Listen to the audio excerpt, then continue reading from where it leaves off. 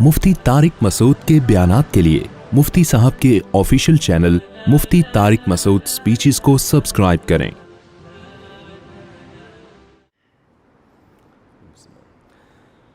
الحمد لله نحمده ونستعينه ونستغفره ونؤمن به ونتوكل عليه ونعوذ بالله من شرور أنفسنا ومن سيئات أعمالنا من يهده الله فلا مضل له ومن يضلله فلا هادي له ونشهد أن لا إله إلا الله وحده لا شريك له ونشهد أن سيدنا وحبيبنا وشفيعنا وسندنا محمدًا عبده ورسوله صلى الله تعالى عليه وعلى آله وأصحابه وبارك وسلم تسليمًا كثيرًا كثيرًا أما بعد فأعوذ بالله من الشيطان الرجيم بسم الله الرحمن الرحيم وكذلك جعلناكم أمة وسطا لتكونوا شهداء على الناس ويكون الرسول عليكم شهيدا وقال تعالى يا أيها الذين آمنوا ادخلوا في السلم كافة ولا تتبعوا خطوات الشيطان إنه لكم عدو مبين۔ قرآن مجید کی چند آیات تلاوت کی ہیں۔ اللہ تعالیٰ سے دعا ہے اللہ تعالیٰ صحیح طرح سے بات کہنے کی، سننے کی، سمجھنے کی اور پھر عمل کی توفیق عطا فرمائے۔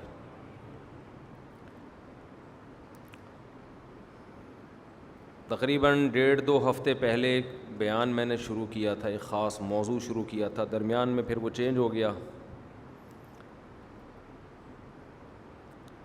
کہ اللہ تعالیٰ نے اس امت کو معتدل امت بنایا ہے، بیلنس، ہر چیز میں کیا ہے؟ اعتدال ہے، اور اس امت کی تعریف کی ہے۔ یہ جو میں نے ابھی آیتیں پڑھی ہیں، ان آیتوں میں یہی مضمون ہے کہ ہم نے اس امت کو امت وسط بنایا۔ وسط کا مطلب بالکل بیلنس۔ عربی میں 2 لفظ استعمال ہوتے ہیں، ایک ہے وسط، ایک ہے وسط۔ آپ نے اردو انگلش میں سنا ہوگا نا، بٹوین، 2 چیزوں کے بیچ کو کیا کہا جاتا ہے؟ بٹوین۔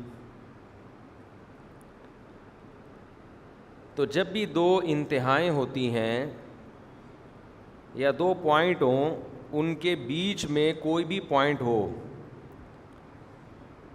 تو اس کو عربی میں وسط کہتے ہیں۔ وسط، سین پہ ساکن ہے، سین ساکن، سکون ہے، وسط۔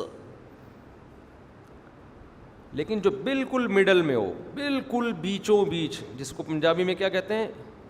بیچوں بیچ، کچھ اس طرح کا لفظ کہتے ہیں نہیں، سینٹر تو انگلش میں کہتے ہیں، وچ، وچ بھی نہیں کہتے، اچ کہتے ہیں، کچھ اس طرح کا، واو سائلنٹ ہے اس میں، بیچوں بیچ، بیچوں بیچ۔ تو بالکل جو چیز بیچوں بیچ ہوگی اس کو کہا جائے گا وسط۔ وسط نہیں بلکہ وسط، سین پہ زبر ہوگا۔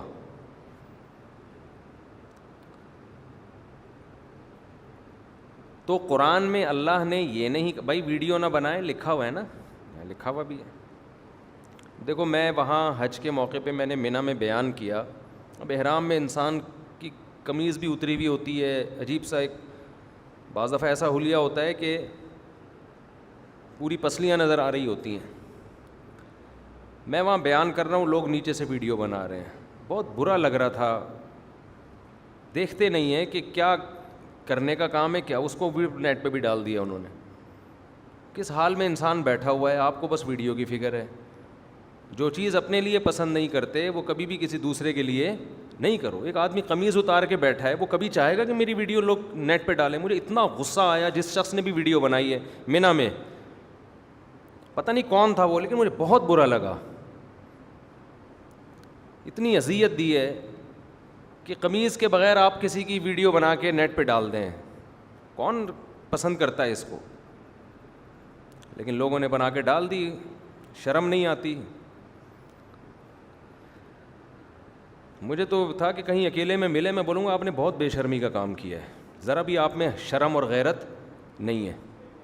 حج کرنے آئے ہوئے ہو، دیکھو کہ کون آدمی کے سولے میں. بعض دفعہ احرام میں انسان کے گھٹنے کھلے ہوئے ہوتے ہیں، چادریں دائیں بائیں گئی ہوئی ہوتی ہیں، آپ کو بس اپنے ویور بڑھانے کا شوق ہے. مولانا اشرف علی تھانوی رحمۃ اللہ علیہ نا ساری زندگی ایک بات کہتے کہتے دنیا سے چلے گئے کہ مسلمان عبادت گزار ہو سکتا ہے،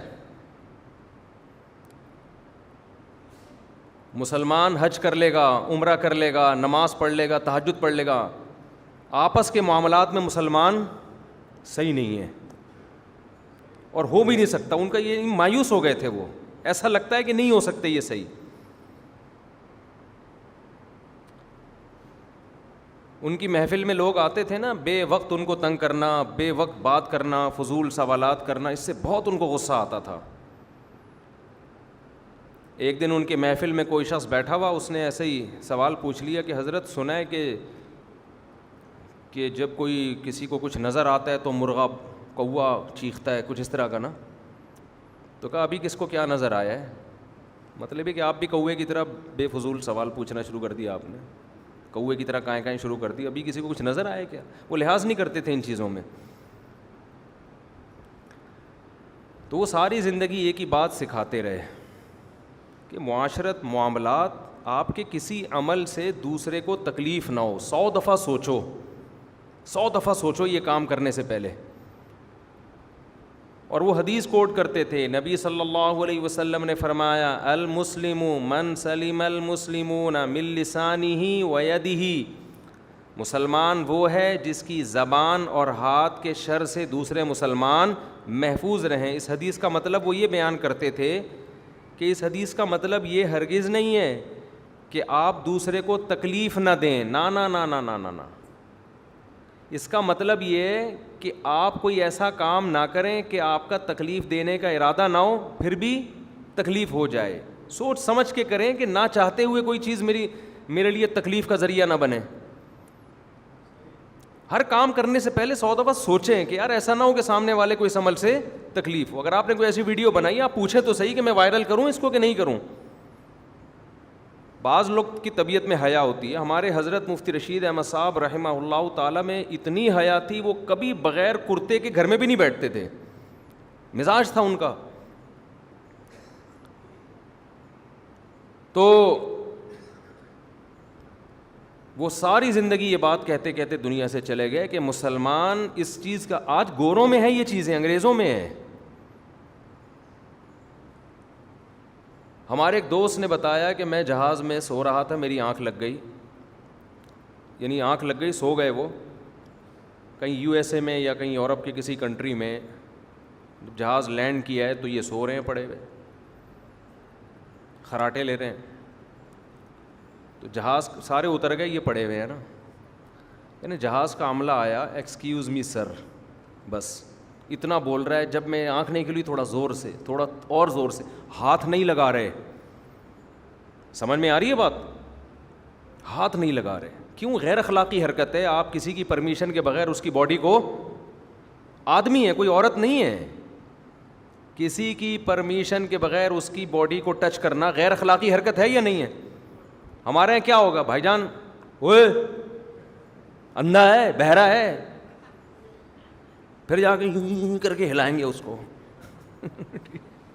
ٹھیک ہے میں شاید تھوڑا زیادہ مبالغہ کر رہا ہوں، لیکن اسٹائل دیکھو، ہوئے ہوئے کر کے بات کریں گے. میں اپنا لاہور کا واقعہ سناتا ہوں نا. میں روڈ کے کنارے جا رہا تھا، ایک صاحب بیٹھے ہوئے. اچھا میں تو آگے آگے دیکھ کے ہی جاؤں گا نا. اب انہوں نے بائک تھوڑی سی ٹکرا دی مجھے. غصہ مجھے آنا چاہیے تھا، ابے میں آگے جا رہا ہوں، تو پیچھے سے دیکھ. الٹا میرے اوپر برسنا شروع. اگے ہی اگے ویکھ رہے، پچھوں ویکھدا ہی نہیں ہے. تو میں نے کہا پاگل ہے جو چلے گا آگے ویکھے گا پچھوں ہیں. جدھر کو جاؤں گا اتھے ہی ویکھوں گا نا. مجھے وہ تانا دینے لگے، اگے ہی اگے، اگوں ہی اگوں ویکھدا ہے، پچھوں ویکھدا ہی نہیں ہے. تو ابے تو اگے ویکھ، میں کیوں پیچھے ویکھوں، میں تو جا ہی اگے رہا ہوں. بس جس کو جو ٹرک جہاں اتار دے اتار دیں. ہر جگہ یہ ایسا ہے. لاہور کا تو واقعہ ہے, اس لیے میں لاہور کا تذکرہ کر رہا ہوں, مطلب کوئی لاہور والوں کو برا کہنا نہیں ہے, کہیں بھی ہوتا تو یہی ہوتا ہے نا. موضوع میں اس کو تھوڑا سا کمپلیٹ کروں, یہ بہت امپورٹنٹ موضوع ہے. آپ کہیں گے کیا آیت پڑھی تھی اور کہیں اور چلے گئے. اس کے کچھ میں تھوڑے چند ایک اصول بیان کر دیتا ہوں, اور یہ ہماری شریعت کا حصہ ہے. مولانا شرف علی تھانوی رحمۃ اللہ علیہ اس بات کو روتے تھے, کہتے ہیں لوگ اس کو دین کا حصہ نہیں سمجھتے, یہ بڑی کم بختی ہے. وہ فرماتے تھے لوگ کہتے ہیں بس نماز روزہ نماز روزہ, وہ بھی ضروری ہے بھائی, نماز تو سب سے بڑا رکن ہے اسلام کا, اس میں کون سا ہم لوگ پورے اتر رہے ہیں. لیکن کم از کم جو نماز نہیں پڑھتا, لوگ یہ سمجھتے تو ہے نا کہ دین کو فالو نہیں کرتا, لیکن آپس کے رہن سہن کے معاملات کو تو دین کی فہرست سے نکال دیا ہے. شارٹ ہوتی جا رہی ہے تمیز مارکیٹ میں. دیکھو اللہ نے خوب سمجھ لیں, ہمیں انسانوں کے بیچ میں پیدا کیا ہے اور ہمارا آپس میں ایک ریلیشن بنایا ہے.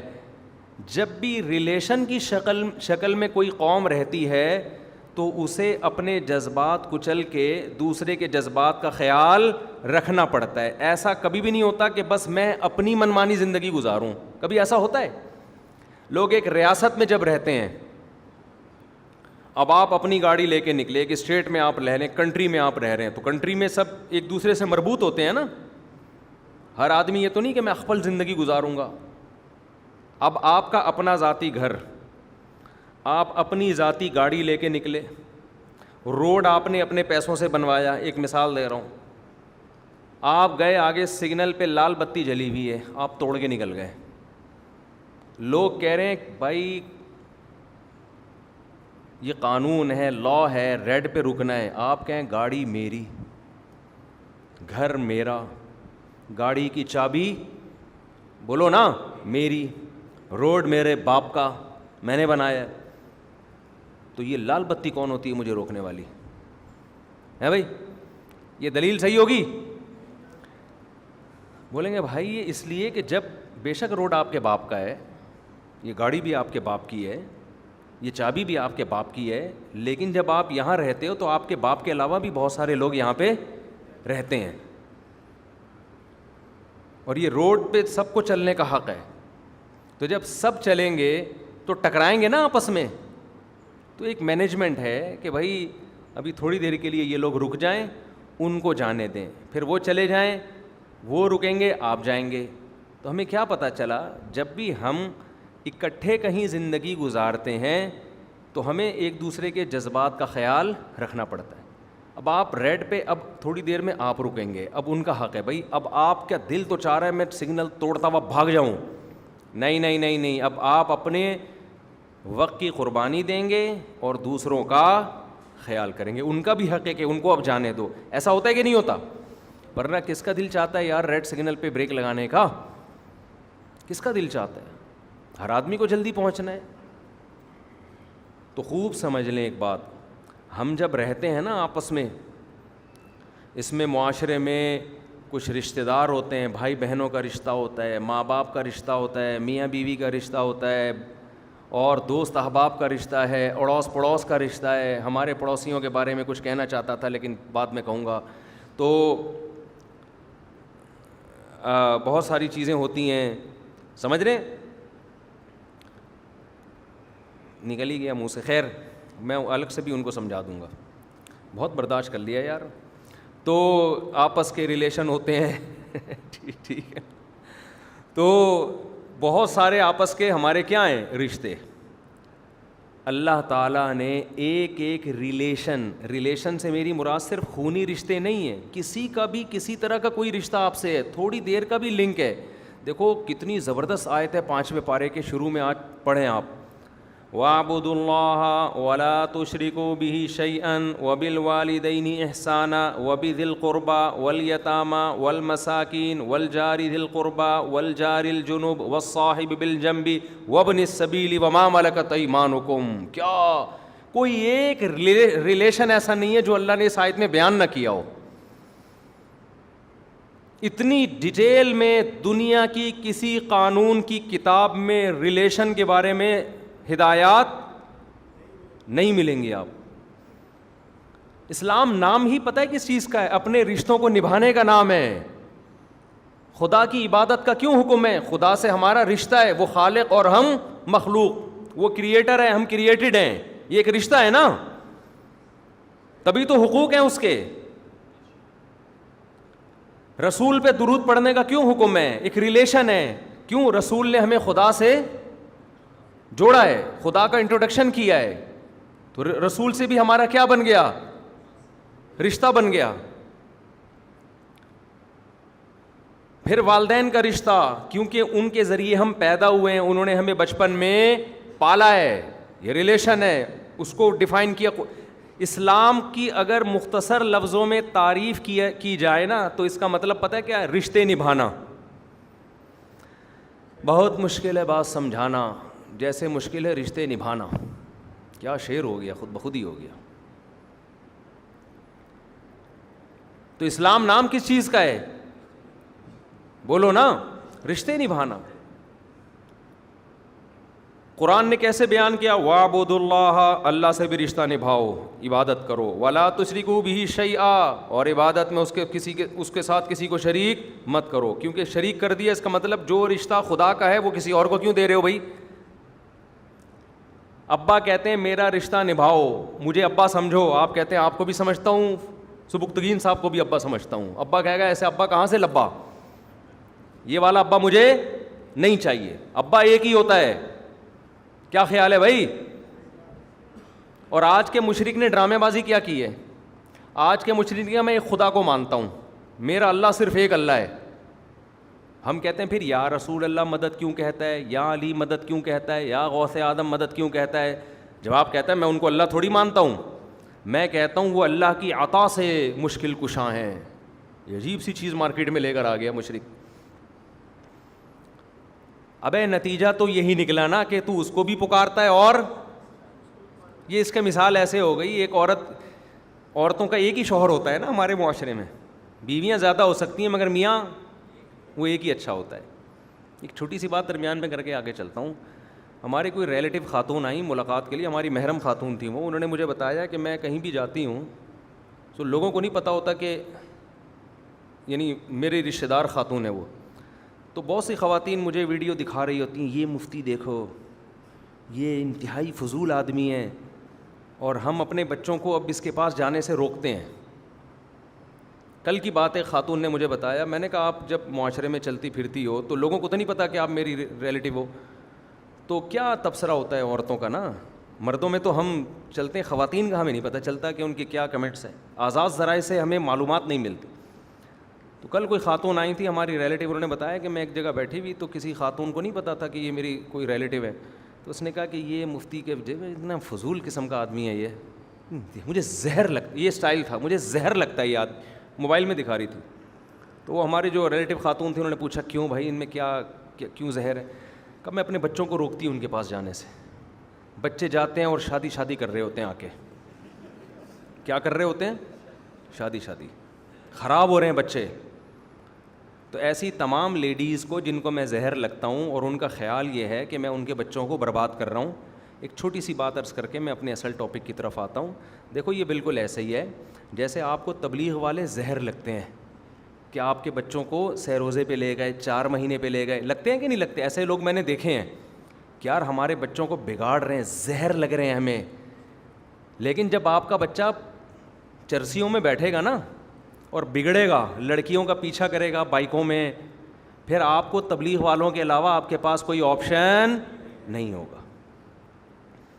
ہمارے فیصل آباد میں ایک دوست ہیں, تبلیغ میں بڑا وقت لگا, بڑے تاجر ہیں. میں نے کہا یار یہاں تبلیغ کی مخالفت کتنی ہے؟ انہوں نے کہا بعض سب تو اہل حدیث ایسا نہیں کرتے, بعض اہل حدیث بہت مخالف ہیں تبلیغ کے.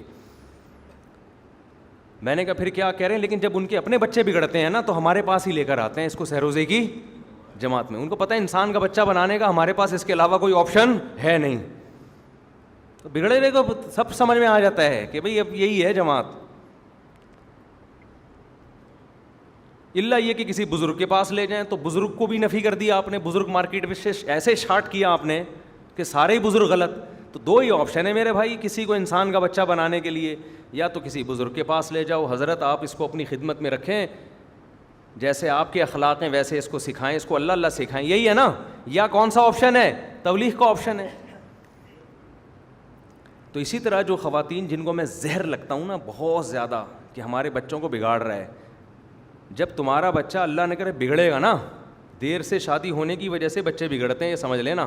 یہ پرانا زمانہ نہیں ہے کہ 40 سال میں شادی ہو رہی ہے تو عفت اور پاک دامنی کے ساتھ شرمیلے دولہا نے زندگی گزاری. دولہا کتنے شرمیلے ہوتے تھے, ہمیں یاد ہے ونس اپون اے ٹائم. جتنی شرمیلی دلہن ہوتی تھی اس کے تھوڑا سا فرق ہوتا تھا بس دولہا میں. دولہا کی زندگی ساری زندگی نظریں جھکا کے گزاری, کو ایجوکیشن سسٹم نہیں تھا. جس دن شادی ہوتی تھی دولہا کے ایک وقار, چہرے پہ نور, چہرے سے ہلکا سا جھانک رہا ہوتا تھا. ہمیں تو بچپن میں ہم دولہے کو دیکھتے تھے, ہم کہتے دم گڑ جائے گا اس کا, ہٹاؤ یار سامنے سے, یہ سانس لینے دو اس کو. شرم میں بیٹھا ہے, سانس نہیں آ رہا, نظر نہیں آ رہا, مگر اتنا نہیں کہ وہ گھونگھٹ اٹھا کے, وہ کیا کہتے ہیں سوری, صحرا اٹھا کے دیکھ لے. وہ بھی گھونگھٹ کی طرح ہی تھا وہ. اور ایک رومال رکھا ہوتا تھا دولہے نے, ایک رومال ہوتا تھا تکون سا, اس سے یوں یوں یوں کر رہا ہوتا تھا بیٹھ کے. سرسوں کا تیل سر میں لگا ہوا ہوتا تھا اس کے. یہ تیاری ہوتی تھی دولہا کی نا, سرسوں کا تیل سر میں لگا ہوا ہے, سائڈ کی مانگ یا بیچ کی مانگ نکالی ہوئی ہے اس نے. ایسے شرمیلے دولہا 40 سال میں بھی کبھی گناہ کا ان کو خیال نہیں آیا. جو شادی میں اتنا شرما رہا ہے وہ برائی میں کتنا شرمائے گا, خود سوچو نا. اب وہ زمانہ گیا. جن خواتین کو میں زہر لگتا ہوں ان کو میں یہ عرض کر رہا ہوں کہ وہ زمانہ ونس اپون اے ٹائم ختم. اب آپ نے اپنے بچے کو نہیں بگاڑا نا میرے بیانات سنوا کے, جس کو آپ بگڑنا کہہ رہی ہو وہ ایسا بگڑے گا. میرے پاس کیسز ہیں, ماں باپ آ رہے ہیں کہ ہم اپنے بیٹے سے کہہ رہے ہیں کم بخت شادی کر لے, انسان کا بچہ بن جا, لیکن لڑکے کو اب لڑکیوں کا ایسا چسکا لگا ہے اب وہ شادی کی ٹینشن لینے کے لیے تیار نہیں ہے. سمجھ میں آ رہی ہے بات کہ نہیں آ رہی؟ تو میں خواتین سے کہتا ہوں اپنے بچوں کو ہمارے پاس بھیج کے بگاڑ لو. خدا کی قسم یہ بگڑنا اچھا ہے اس بگڑنے سے جب وہ خود بگڑے گا. پھر ایسا بگڑے گا کنٹرول میں نہیں, ابھی بگاڑ لو. اچھا اب ہم دوبارہ آتے ہیں. یہ تو درمیان میں ایک بریک تھی کمپنی کی مشہوری کے لیے. یہ بریکیں آتی رہتی ہیں. وہ بات کیا کر رہا تھا میں, وسط تھا وہ دوسرا جو آیا تھا, میں شرک کی بات کر رہا تھا, یہ ریلیشن کی بات کر رہا تھا. ریلیشن کوئی بات نہیں, اسی ٹاپک پر اگر بیان ہو جائے تو اتنا بڑا مسئلہ نہیں ہے. ہم نے کون سا کوئی, آپ نے کوئی ایم اے اسلامیات کے پیپر دینے ہیں کہ بھئی یہ والا ٹاپک ہے تو آپ نے پیپر, جو ٹاپک چل رہا ہے چلنے دے, اگر وہ اہم ٹاپک ہے. خیر میں کوشش کروں گا اس کو جلدی کمپلیٹ کر کے اس ٹاپک پر آؤں جو میں نے شروع کیا تھا. تو اسلام نام کس چیز کا ہے؟ آپس کے ریلیشن. تو اللہ سے ہاں میں یہ مثال دے رہا تھا کہ بہت سے لوگ کہتے ہیں ہم ایک خدا کو مانتے ہیں, ہم ایک اللہ کو مانتے ہیں, ہم مشرک نہیں ہیں, لیکن ساتھ میں یا اللہ مدد, یا رسول اللہ مدد, یا غوث آدم مدد, قبروں میں بھی جا رہے ہیں. تو ہم ان سے کہتے ہیں کہ یہ جو آپ کہتے ہیں نا یا ہم ایک خدا کو مانتے ہیں, اس تکلف کی آپ کو بالکل بھی ضرورت نہیں. اس کی مثال ایسے ہے جیسے ایک خاتون کا ایک عدد میاں, اب جناب وہ فون پہ گھنٹوں سبکتگین سے بھی بات کرتی, وسیم کا نام نہیں لے رہا, بہت سے وسیم نام کے لوگ بیٹھے ہوتے ہیں, سبکتگین سے بھی بات کر, سبکتگین کسی کا نام نہیں ہوتا, اور ایسے مشکل نام بتائیں نا جو معاشرے میں ہو نہیں. چلو ایکس وائی زیڈ, ایکس سے بھی بات کرتی ہے, وائی سے بھی بات کرتی ہے, زیڈ سے بھی بات کرتی ہے, اے سے بھی بات کرتی ہے, بی سے بھی بات کرتی ہے, جیم لام میم نون واو ہے, سب سے اس کے ریلیشن ہے. بیلنس بھی چل رہا ہے, ایزی لوڈ آپس میں, اور ہاں. شوہر جب گھر میں آتا ہے تو اس کے ناک منہ چڑھا ہوا ہوتا ہے, بات ہی نہیں کرتی. جو محبت شوہر کو دینی چاہیے وہ کس کو دے رہی ہے؟ وہ اے کو بھی دے رہی ہے, بی کو بھی دے رہی ہے, سی کو بھی دے رہی ہے, ڈی کو بھی دے رہی ہے, اس کو بھی دیتی ہے, کبھی کبھار اس سے بھی اچھی طرح سے بات کرتی ہے. ایک دن شوہر کو غصہ آیا, کم بخت میں بیٹھا ہوا ہوتا ہوں تیرے ساتھ اور تو ہنس کے باتیں کس سے کر رہی ہے؟ پڑوس سے, اور اس کے ساتھ تو ڈیٹیں بھی مار رہی ہے. اب بیگم کو آ گئی غیرت, میرے شوہر صرف کون ہو؟ آپ ہو, میں آپ کے علاوہ کسی کو اپنا شوہر نہیں مانتی. ایسے موقع پہ شوہر کیا کہے گا؟ بیگم اس تکلف کی بالکل بھی ضرورت کہے گا, بیگم یہ جملہ تمہارے منہ سے مجھے بالکل بھی پسند نہیں ہے. شوہر ماننے کا مطلب جو شوہر کے بیسک حقوق ہیں وہ ان میں شوہر کے ساتھ کسی اور کو شریک نہ کرنا، یہ مطلب ہوتا ہے شوہر کا. جس طرح کی محبت شوہر سے کی جاتی ہے وہ والی محبت شوہر کے علاوہ کسی اور سے نہیں کرنا. وہ تو باپ سے وہ والی محبت نہیں کی جاتی، بھائی سے نہیں کی جاتی. تو یہ آپ کہیں گے اسی طرح اللہ بھی کہتا ہے مشرک کو کہ جب تو مجھے مانتا ہے اللہ تو معبود کا مطلب میرے سوا کسی کو پکارا نہیں جائے گا. پکار رہے تو مجھے پھر اللہ کہنے کے تکلف کی ضرورت نہیں ہے. کہتا ہے وَمَن يَدْعُ مَعَ اللَّهِ إِلَٰهًا آخر، جو اللہ کے ساتھ کسی اور کو پکارے گا. اللہ نے یہ نہیں کہا کہ اللہ کے علاوہ، اللہ کے ساتھ. فَإِنَّمَا حِسَابُهُ عِندَ رَبِّهِ، اللہ کہہ رہے ہیں میں عنقریب اس سے حساب لینے والا ہوں کہ جو میرا خاصہ تھا وہ تو نے کسی اور کو کیوں دیا. اب میں جلدی سے اصل بات کی طرف آتا ہوں. تو ریلیشن کیا ہے؟ اللہ سے ریلیشن، اس کے ساتھ کسی کو شریک نہ کیا جائے، ریلیشن نبھایا جائے. وَبِالْوَالِدَيْنِ إِحْسَانًا، اور والدین کے ساتھ حسن سلوک، یہ بھی ایک ریلیشن ہے نا ماں باپ کے ساتھ. پھر قرآن کیا کہتے ہیں؟ وَبِالْوَالِدَيْنِ إِحْسَانًا وَبِذِي الْقُرْبَى، رشتہ دار. والدین کے بعد قرابت دار. قربہ کا مطلب جو جتنا قریبی ہے، خونی رشتوں میں بھائی بہن سب سے زیادہ قریبی ہوتے ہیں. ہمارے ایک دوست نے بتایا، دیکھیں میں کچھ چیزیں تو ہمیں اپنے خاندان میں نظر نہیں آتی الحمدللہ، وہ برائیاں نہیں ہیں. بعض دفعہ جب اطلاعات ملتی ہیں تو بڑی حیرانگی ہوتی ہے سن کے کہ ایسا بھی ہو رہا ہے مارکیٹ میں. ہمارے ایک دوست نے بتایا، پنجاب میں ہوتے ہیں، بڑے اچھے قابل آدمی ہیں، کہ ایک چیز مارکیٹ میں ہمیں بہت نظر آ رہی ہے. وہ یہ کہ آج ایک بھائی غریب ہوتا ہے اور ایک بھائی کیا ہوتا ہے؟ بے پناہ مالدار. اس مالدار کو خود سے غریب کو پوچھنے کا خیال نہیں آتا کہ یار تیری حالت کیسی چل رہی ہے، تیری انکم کتنی ہے، سیلری کتنی ہے، گھر کا رینٹ کتنا ہے، تو آٹا دال گھی بچوں کے اسکول کی فیسیں کیسے مینیج کرتا ہے. عام طور پر بھائی جو مالدار ہوتا ہے اس کو منہ سے یہ اگلنے کی توفیق نہیں ملتی کہ خود سے پوچھ لے جا کے. وہ میں سمجھا پا رہا ہوں اپنی بات؟ خود سے نہیں توفیق ملتی کہ یار آپ خود فون کر کے پوچھو یار تیرے سیلری کا تو میں نے سنا ہے 40,000 ہے، مکان کا کرایہ تیرا 15,000 ہے، تو 35 تو 15 تو یہاں چلے گئے، رہ کتنے گئے؟ 25. تو کم سے کم بھی بچوں کے اسکول کی 4-5 بھی کسی کے بچے ہوں، بہت ہی مرے سے مرا سڑے سے سڑا، جس میں تو ایسے مرے سے مرا اسکول کا بھی 4-5 بچوں کا 5-6 ہزار سے تو کم میرا خیال ہے تصور نہیں ہے. اور اسکول والے جو خرچہ کراتے ہیں نا، کتابیں لے آؤ، یونیفارم، ٹوپی ڈرامے والے کلر کے ڈبے، اور یہ فضول خرچے بھی ملاؤ اس میں، یہ تو لازمی ہو گئے نا. اسکول پڑھاؤ گے تو یہ سب کچھ ہوگا. یونیفارم بھی انہی سے خریدو، کتابیں بھی انہی سے خریدو، یہ اپنا الگ ان کا بزنس ہے. تو یہ ملا کے میرا خیال ہے بہت ہی مرے سے مرا 5-6 ہزار. پھر بچوں کو کچھ پاکٹ منی بھی دینی پڑتی ہے، آپ نہیں دو گے تو دوسرا بچہ پیسے لے کر آ رہا ہے، یہ احساس کمتری میں جائے گا. تو 5-6 ہزار یہ لگا لو، کتنے وہ گئے؟ رہ کتنے گئے پیچھے؟ 20,000. اب 20,000 میں ایک آدمی، ایک عدد بیوی اور 3-4 بچے، کیا کرے گا وہ کیسے مینیج کرے گا؟ تو یہ ذمہ داری گورنمنٹ کی ہے کہ اس سے جا کے پوچھے؟ گورنمنٹ کی ہے بعد میں، پہلے کس کی ہے؟ بولو نا یار، آپ بولتے کیوں نہیں ہو؟ دیکھو میں بلواتا اس لیے نہیں ہوں کہ مجھے کوئی شوق ہے، میں اس لیے تاکہ آپ کا ذہن حاضر رہے. یہ ذمہ داری اس کے سب سے ہی قرآن کہہ رہا ہے. ہم ریاست کے قوانین کو بعد میں مانتے ہیں، قرآن کے قوانین کو پہلے مانتے ہیں. قرآن تو پوری دنیا کی ریاست کی بات کر رہا ہے نا، جو اللہ کی ریاست ہے.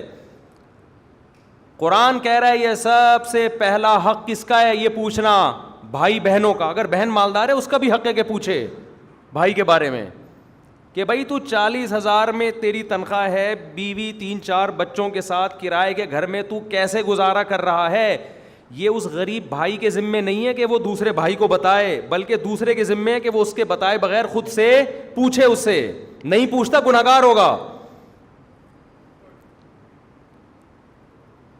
ایک سونے کے نوالے کھا رہا ہے، دوسرے کو لفٹ ہی نہیں کراتا. ہم تو حیران ہوتے ہیں یار، یہ تو جب اللہ نے آپ کو پیسہ دیا، خدا کی قسم اس سے بڑی خوشی کا کوئی موقع نہیں ہے کہ آپ اپنے بہن بھائیوں کی کفالت شروع کر دو.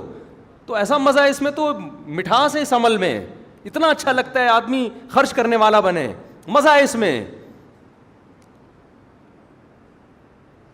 اور کمال کی بات، کمال در کمال، یہ کام کنجوس لوگ کر رہے ہوتے تو حیرانگی ہوتی. کنجوس آدمی کر رہا ہوتا نا، کہ جو کہیں بھی خرچ نہیں کرتا، تو انسان کہتا ہے کنجوس تو ایسے ہی ہوتے ہیں. کیا خیال ہے؟ کنجوس تو اپنے اوپر خرچ نہیں کرتا، تو بھائی پہ کہاں خرچ کرے گا؟ لیکن یہ کام وہ لوگ کر رہے ہیں جو حج عمروں پہ دبا کے پیسہ خرچ کرتے ہیں، اتنے بڑے بڑے کٹے لاتے ہیں قربانی میں. صحیح ہے، شادی بیاہ پہ یہ اڑاتے ہیں پیسہ، عیدی سینٹر میں دیتے ہیں پیسہ، ٹرسٹوں میں دیتے ہیں. دینا چاہیے، منع نہیں کر رہا میں آپ کو. سب سے پہلا حق کس کا ہے میرے بھائی؟ آپ کے بہن بھائیوں کا حق ہے. دیتے نہیں ہیں پہلی بات. اور اگر اگلا مانگ لے تو جیسے نیمو نچوڑ ہوتا ہے نا، اس نے 900 روپے مانگے تو گن کے 1000 کا نوٹ دے کے 100 روپے واپس. سمجھ میں آ رہی ہے بات؟ یہی لوگ جب دوستوں کی دعوت کریں گے، او بھائی آپ دیکھو ماشاءاللہ یہ کھلا رہے ہیں، یہ پلا رہے ہیں. حضرت ابو طلحہ انصاری رضی اللہ تعالی عنہ، قرآن کی آیت نازل ہوئی، لن تنالوا البر حتی تنفقوا مما تحبون، نیکی کی حقیقت تک اس وقت تک نہیں پہنچ سکتے جب تک محبوب چیز اللہ کی راہ میں صدقہ نہ کرو. یہ قرآن کی آیت نازل ہوئی. صحابہ جوش میں آ گئے، بھئی محبوب چیز صدقہ کرنی پڑے گی. حضرت ابو طلحہ انصاری آئے نبی کی خدمت میں، عرض کیا یا رسول اللہ نے کہا ہے کہ اصل نیکی یہ ہے کہ محبوب چیز خرچ کرو. میری محبوب چیز میرا باغ ہے، جو میرا سورس آف انکم ہے، میں پورا باغ خرچ کرنا چاہتا ہوں، کس کو دوں؟ ہم اور آپ ہوتے ہیں، ہم کیا کہتے ہیں؟ مجھے دے دو بھائی. ایک دم رونا شروع کر دیتے ہیں، جیسے گھر میں کبھی کھانے کو ہمیں ملا. دیکھو مانگنے کے اصول الگ ہیں. مانگنے میں تو شریعت کہتی ہے مت مانگو، کسی غیر کے سامنے کبھی ہاتھ مت پھیلاؤ. دینے کے اصول کچھ اور ہیں. دینے کے ہیں کہ مانگے بغیر دے دیا کرو، جتنا مانگ رہے اسے ڈبل کر کے دے دو. ہم نے بڑے بڑے علماء کو دیکھا ہے، ان سے سیکھا ہے، کچھ ہم بھی اس پر عمل کی کوشش کرتے ہیں. رکشے والے سے بارگیننگ کی، ریٹ کم کرائے، ریٹ مت توڑو. بعض لوگ کیا کرتے ہیں، رکشے والے کو بولا ہاں بھائی انڈا موڑ جانا ہے، کتنے لے گا؟ اس نے بول دیا 1000 روپے، چل 1000 دے دوں گا. ایسے کریں گے تو ریٹ کیا ہو جائیں گے؟ مارکیٹ خراب. حضرت عمر نے اس پر پابندی لگائی تھی. ایک صحابی ایک چیز کو مارکیٹ میں بہت سستی کر کے بیچ رہے تھے. حضرت عمر نے منع کیا کہ سب لوگ اتنی سستی نہیں بیچ سکتے اس چیز کو، ان کی تجارت کا نقصان ہوگا. حضرت عمر نے فرمایا یا تو ریٹ بڑھاؤ یا مارکیٹ سے جاؤ، کیونکہ بعض دفعہ آپ کو ایک چیز فری میں مل گئی یا مل رہی ہے کہیں سے، آپ نے اونے پونے بیچنا شروع کر دیا، وہ بیچارہ تاجر کروڑوں روپے کی دکان خرید کے بیٹھا ہوا ہے، صحیح ہے نا، اس کا وہ ان کی تجارت کا بیڑا غرق. تو ہر چیز کا خیال کیا گیا ہے. تو آپ اپنی سخاوت میں مارکیٹ کے ریٹ خراب بولو نا نہ کر. میں نے کل ایک صاحب سے پوچھا، وہ بڑا اچھا جانور لاتے ہیں قربانی میں، بڑی سخاوت کرتے ہیں، کئی بیل لا کے کاٹ کے لوگوں کو کھلاتے ہیں. انہوں نے کہا یار میں کبھی بھی یہ جو فینسی جانور ہے نا یہ نہیں خریدتا. وجہ کیا ہے کہ گوشت اتنا ہی نکلے گا اور قیمت آپ کتنی دے رہے ہو؟ 6 گنا زیادہ. تو کہتے ہیں ہم اس سے بہتر ہے کہ ایک متوسط جانور لے لیا جائے، اتنی ہی قیمت میں کئی آ جائیں گے، اس سے غریبوں کا پیٹ بھر جائے گا. اچھی لاجک ہے. تو میں نے کہا یہ فینسی جانور اتنے مہنگے کیوں ہو گئے ہیں؟ انہوں نے کہا یہ مہنگے ہوئے ہیں ان لوگوں کی وجہ سے جن کو اللہ نے پیسہ بہت دیا ہے. وہ جاتے ہیں، بیل پہ ہاتھ رکھا، کتنے کا دے رہا ہے؟ اس نے بول دیا 10 لاکھ، یہ لے بھائی 10 لاکھ. ذرا بھی وہ نہیں کرتے بارگیننگ. اس سے نتیجہ کیا نکلا کہ جانور کی قیمت غریب آدمی کی دسترس سے باہر ہو گئی. تو ریٹ کبھی خراب نہ کریں مارکیٹ کے. چاہے رکشے کے ریٹ ہوں, ٹیکسی کے ریٹ ہوں, اس کو رفیع بھائی کی طرح الجھیں. آپ نے کوئی چیز خریدنی ہو, رفیع بھائی کو بسم اللہ اللہ اکبر پڑھ کے اس پہ چھوڑ دیں, وہ کہے گا فری میں 2 لے جا. 2 لے جا. یہ خون چوس لیتے ہیں بندے کا, اور اچھا کرتے ہیں بالکل, اس کے ریٹ یہاں تک لے آتے ہیں کہ تو یہ کیسے دے رہا ہے اتنی مہنگی. ان کو معلومات بھی بہت ہوتی ہیں ادھر ادھر سے نا, کہ یہ اصل میں اس کے ریٹ ہمیں تو پتہ ہی نہیں ہوتا. تو میرے پاس 2-4 بندے اس طرح کے ہیں, جب میں نے کچھ چیز خریدنی ہو نا اور مجھے پتا ہو کہ سامنے والا چونا لگائے گا, الو بنائے گا, تو میں نے 2-4 بندے رکھے ہوئے ہیں, ان کو بھیجتا ہوں جا کے یہ خرید کے لاؤ یا بیچ کے آؤ. کیونکہ اب ہم تو اچھے نہیں لگتے نا, زیادہ بارگیننگ کریں گے, وہ بولے گا دیکھو مفتی صاحب کیا کر رہے ہیں. تو وہ کئی دفعہ ہمیں ٹوپی کرا دی لوگوں نے, تو پھر ہم نے کہا کہ یار اب بجائے اس کے کہ ہم ٹوپیاں پہنے, دوسرے کو رکھو اس کام کے لیے, تو ہم اپنی جو پگڑی ہے یہی کافی ہے ہمارے لیے. تو آپ نے کیا کرنا ہے, رکشے والے کو آپ نے ریٹ توڑ دیا, نہیں بھائی 1000 کیسے, تجھے 500 دوں گا یا 400 دوں گا یا 300 دوں گا, جو کم میں لے کے جا رہا ہے وہاں جاؤ. اب 300 روپے بنتے ہیں, آپ وہاں پہنچے, آپ نے 1000 روپے اس کو پکڑا دیے. رکشہ چلا رہا ہے یار, غریب آدمی ہی رکشہ چلاتا ہے میرا خیال ہے. بحریہ ٹاؤن میں جس کی پراپرٹی ہو وہ رکشہ, بولو نا, نہیں, یہ صدقے کا محل ہے سب سے بہتر. محنت کر رہا ہے, بھیک نہیں مانگ رہا لوگوں سے. لیکن ہمارے یہاں بھکاریوں کو پکڑانے کا رواج ہے, محنت کرنے والوں کو دینے کا رواج نہیں ہے. میں ایک دفعہ بائک میں آ رہا تھا, 20 سال پرانا واقعہ ہے, پولیس والوں نے روک لیا مجھے یہیں انڈا موڑ پہ. یہاں میں یہاں رہتا نہیں تھا, کسی کا 22 سال سے بھی زیادہ ہو گیا ہوگا. روک لیا مجھے. تو اب وہ بھائی پولیس والوں کا آپ کو پتہ ہے اپنا حساب کتاب ہوتا ہے. مٹھائی مانگ رہے تھے. میں نے کہا کہ یہ تو رشوت ہے, میں نہیں دے سکتا. بعد انہوں نے دیکھا کہ یہ صوفی ٹائپ کا آدمی لگ رہا ہے, انہوں نے چھوڑ دیا.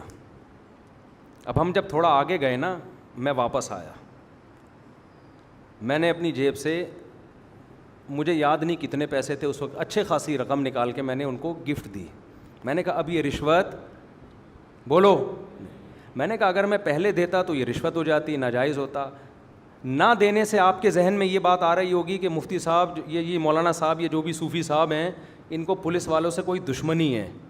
لیبل لگا رہے ہیں رشوت کا کہ رشوت نہیں دے سکتا میں. بعض دفعہ لیبل اچھا ہوتا ہے, اندر مسئلہ ہوتا ہے پیسہ بچاؤ, نکلو یہاں سے. تو میں نے کہا ہمیں پتہ ہے آپ صبح سے یہاں ڈیوٹی دے رہے ہو یار, آپ کی بھی تنخواہیں کتنی کم ہے پولیس والوں کی, پتہ ہے آپ لوگوں کو, کبھی جاؤ ذرا تھانے میں جا کے دیکھو. کام آپ نے لگا دیا ڈاکوؤں سے دو بدو لڑنا. صحیح ہے نا, کام کتنا ٹینشن والا ہے,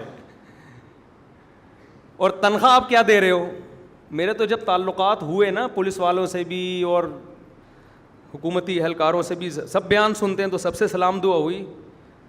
تو پولیس والوں کی تنخواہیں دیکھ کے وہ لگتا ہے کہ ان کے فری میں پراٹھے بنتے ہیں ہوٹلوں کے.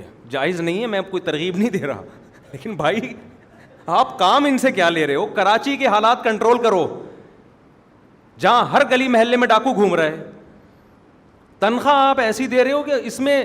وہی مجھے یاد آیا, ہم نے بچپن میں ایک مزاحیہ پروگرام دیکھا تھا, ایک عامل تھا. عامل لوگ بکواس کرتے ہیں, جھوٹ بولتے ہیں, لیکن وہ عامل بنا ہوا رشتے وشتے بھی کراتا ہے نا. ایک خاتون آئی, کہنے لگی میری ایک ڈاکٹر سے شادی کرا دو. عامل نے کہا ٹھیک ہے میں جادو وادو کروں گا, تیری ڈاکٹر سے شادی ہو جائے گی, 500 روپے دے دے, سوری 5000 روپے دے دے. اس نے کہا 5000 نہیں, میں تو 500 روپے دوں گی. اس نے کہا 500 روپے میں ڈاکٹر ملتا ہے کیا؟ 500 روپے میں تجھے ڈاکٹر ملے گا؟ تو آپ بتاؤ, ان تنخواہوں میں ڈاکوؤں سے پھر بھی کر لیتے ہیں. ابھی یہاں الحمدللہ ڈاکوؤں کو مارا ہے, ادھر صدیقی مارکیٹ میں 2 پولیس والوں نے اس تنخواہ میں مار دیا ڈاکوؤں کو. اور ایسے میرے بھانجے نے خود یہ مقابلہ دیکھا, دو بدو لڑائی ہوئی ہے اور الحمدللہ پولیس والوں نے ڈاکو مار دیے. دو بدو سامنے لڑائی ہوئی ہے. میں نے کہا یار اس تنخواہ میں ڈاکو مار دیے نا, ان کو نشان حیدر ملنا چاہیے. اس تنخواہ میں ڈاکو مار دیے. یار ڈاکو مارنے کا مطلب اپنی جان بھی جا سکتی ہے. تو پتہ نہیں کہاں سے کہاں ہم نکلتے ہیں یار. کیا بات چل رہی تھی, جلدی بتاؤ, پھر بہت دائیں بہت ہو رہا ہوں آج. میں بات کر رہا تھا توحید پہ بات آئی, پھر قرآن کہہ رہا ہے قرابت دار. ہاں میں یہ عرض کر رہا تھا کہ بھیکاریوں کو تو لوگ پیسے دے رہے ہوتے ہیں, رشوتوں میں بھی دے رہے ہوتے ہیں, خود سے کبھی جذبہ نہیں آتا. پولیس والوں کو رشوت نہ دیا کرو, لیکن کھڑے کہیں دھوپ میں کھڑے ہوئے ہو نا, ویسے ہی پیسے پکڑا دیا کرو کہ یار آپ بھی ہمارے لیے ایک سرمایہ ہو. کچھ نہیں تو آپ کہہ سکتے ہیں نا گڑبڑ ہو رہی ہے. میں آپ کو بتاؤں, اگر ادارہ ختم ہو جائے نا, پھر جو لاشوں کے انبار ملیں گے آپ کو, وہ میں اور آپ کنٹرول نہیں کر سکتے. تو تھوڑا بہت کنٹرول انہیں تھانوں سے ہوا ہے معاملہ, تو خود سے دے دیا کرو یار. کہیں گاڑی دیکھی آپ نے ہوٹل کے باہر پولیس والوں کی موبائل کھڑی ہوئی ہے, آپ کو لگا کہ ان کو پراٹھوں کی اسمیل آ رہی ہے, ٹھیک ہے, آپ جاؤ ہوٹل والے کو بولو جتنے پراٹھے ان کو چاہیے, جتنے انڈے ان کو چاہیے, جتنی چائے چاہیے, یہ بھی ہمارے قانونی محافظ ہیں, تو ان کو دے دے. اور پیسے کون دے رہا ہے؟ میں دے رہا ہوں. کرو, دیکھو پولیس والوں کو آپ سے محبت ہو جائے گی یار, قوم سے محبت ہو جائے گی. تو بھکاریوں کو دینے کا رواج ہے. جھوٹے بھکاری 2 نمبر روتے ہیں. نبی صلی اللہ علیہ وسلم نے فرمایا جو بھیک مانگتا ہے قیامت کے دن اس کے چہرے پہ گوشت نہیں ہوگا, اس لیے کہ اس نے اپنے آپ کو ذلیل کیا مخلوق کے سامنے.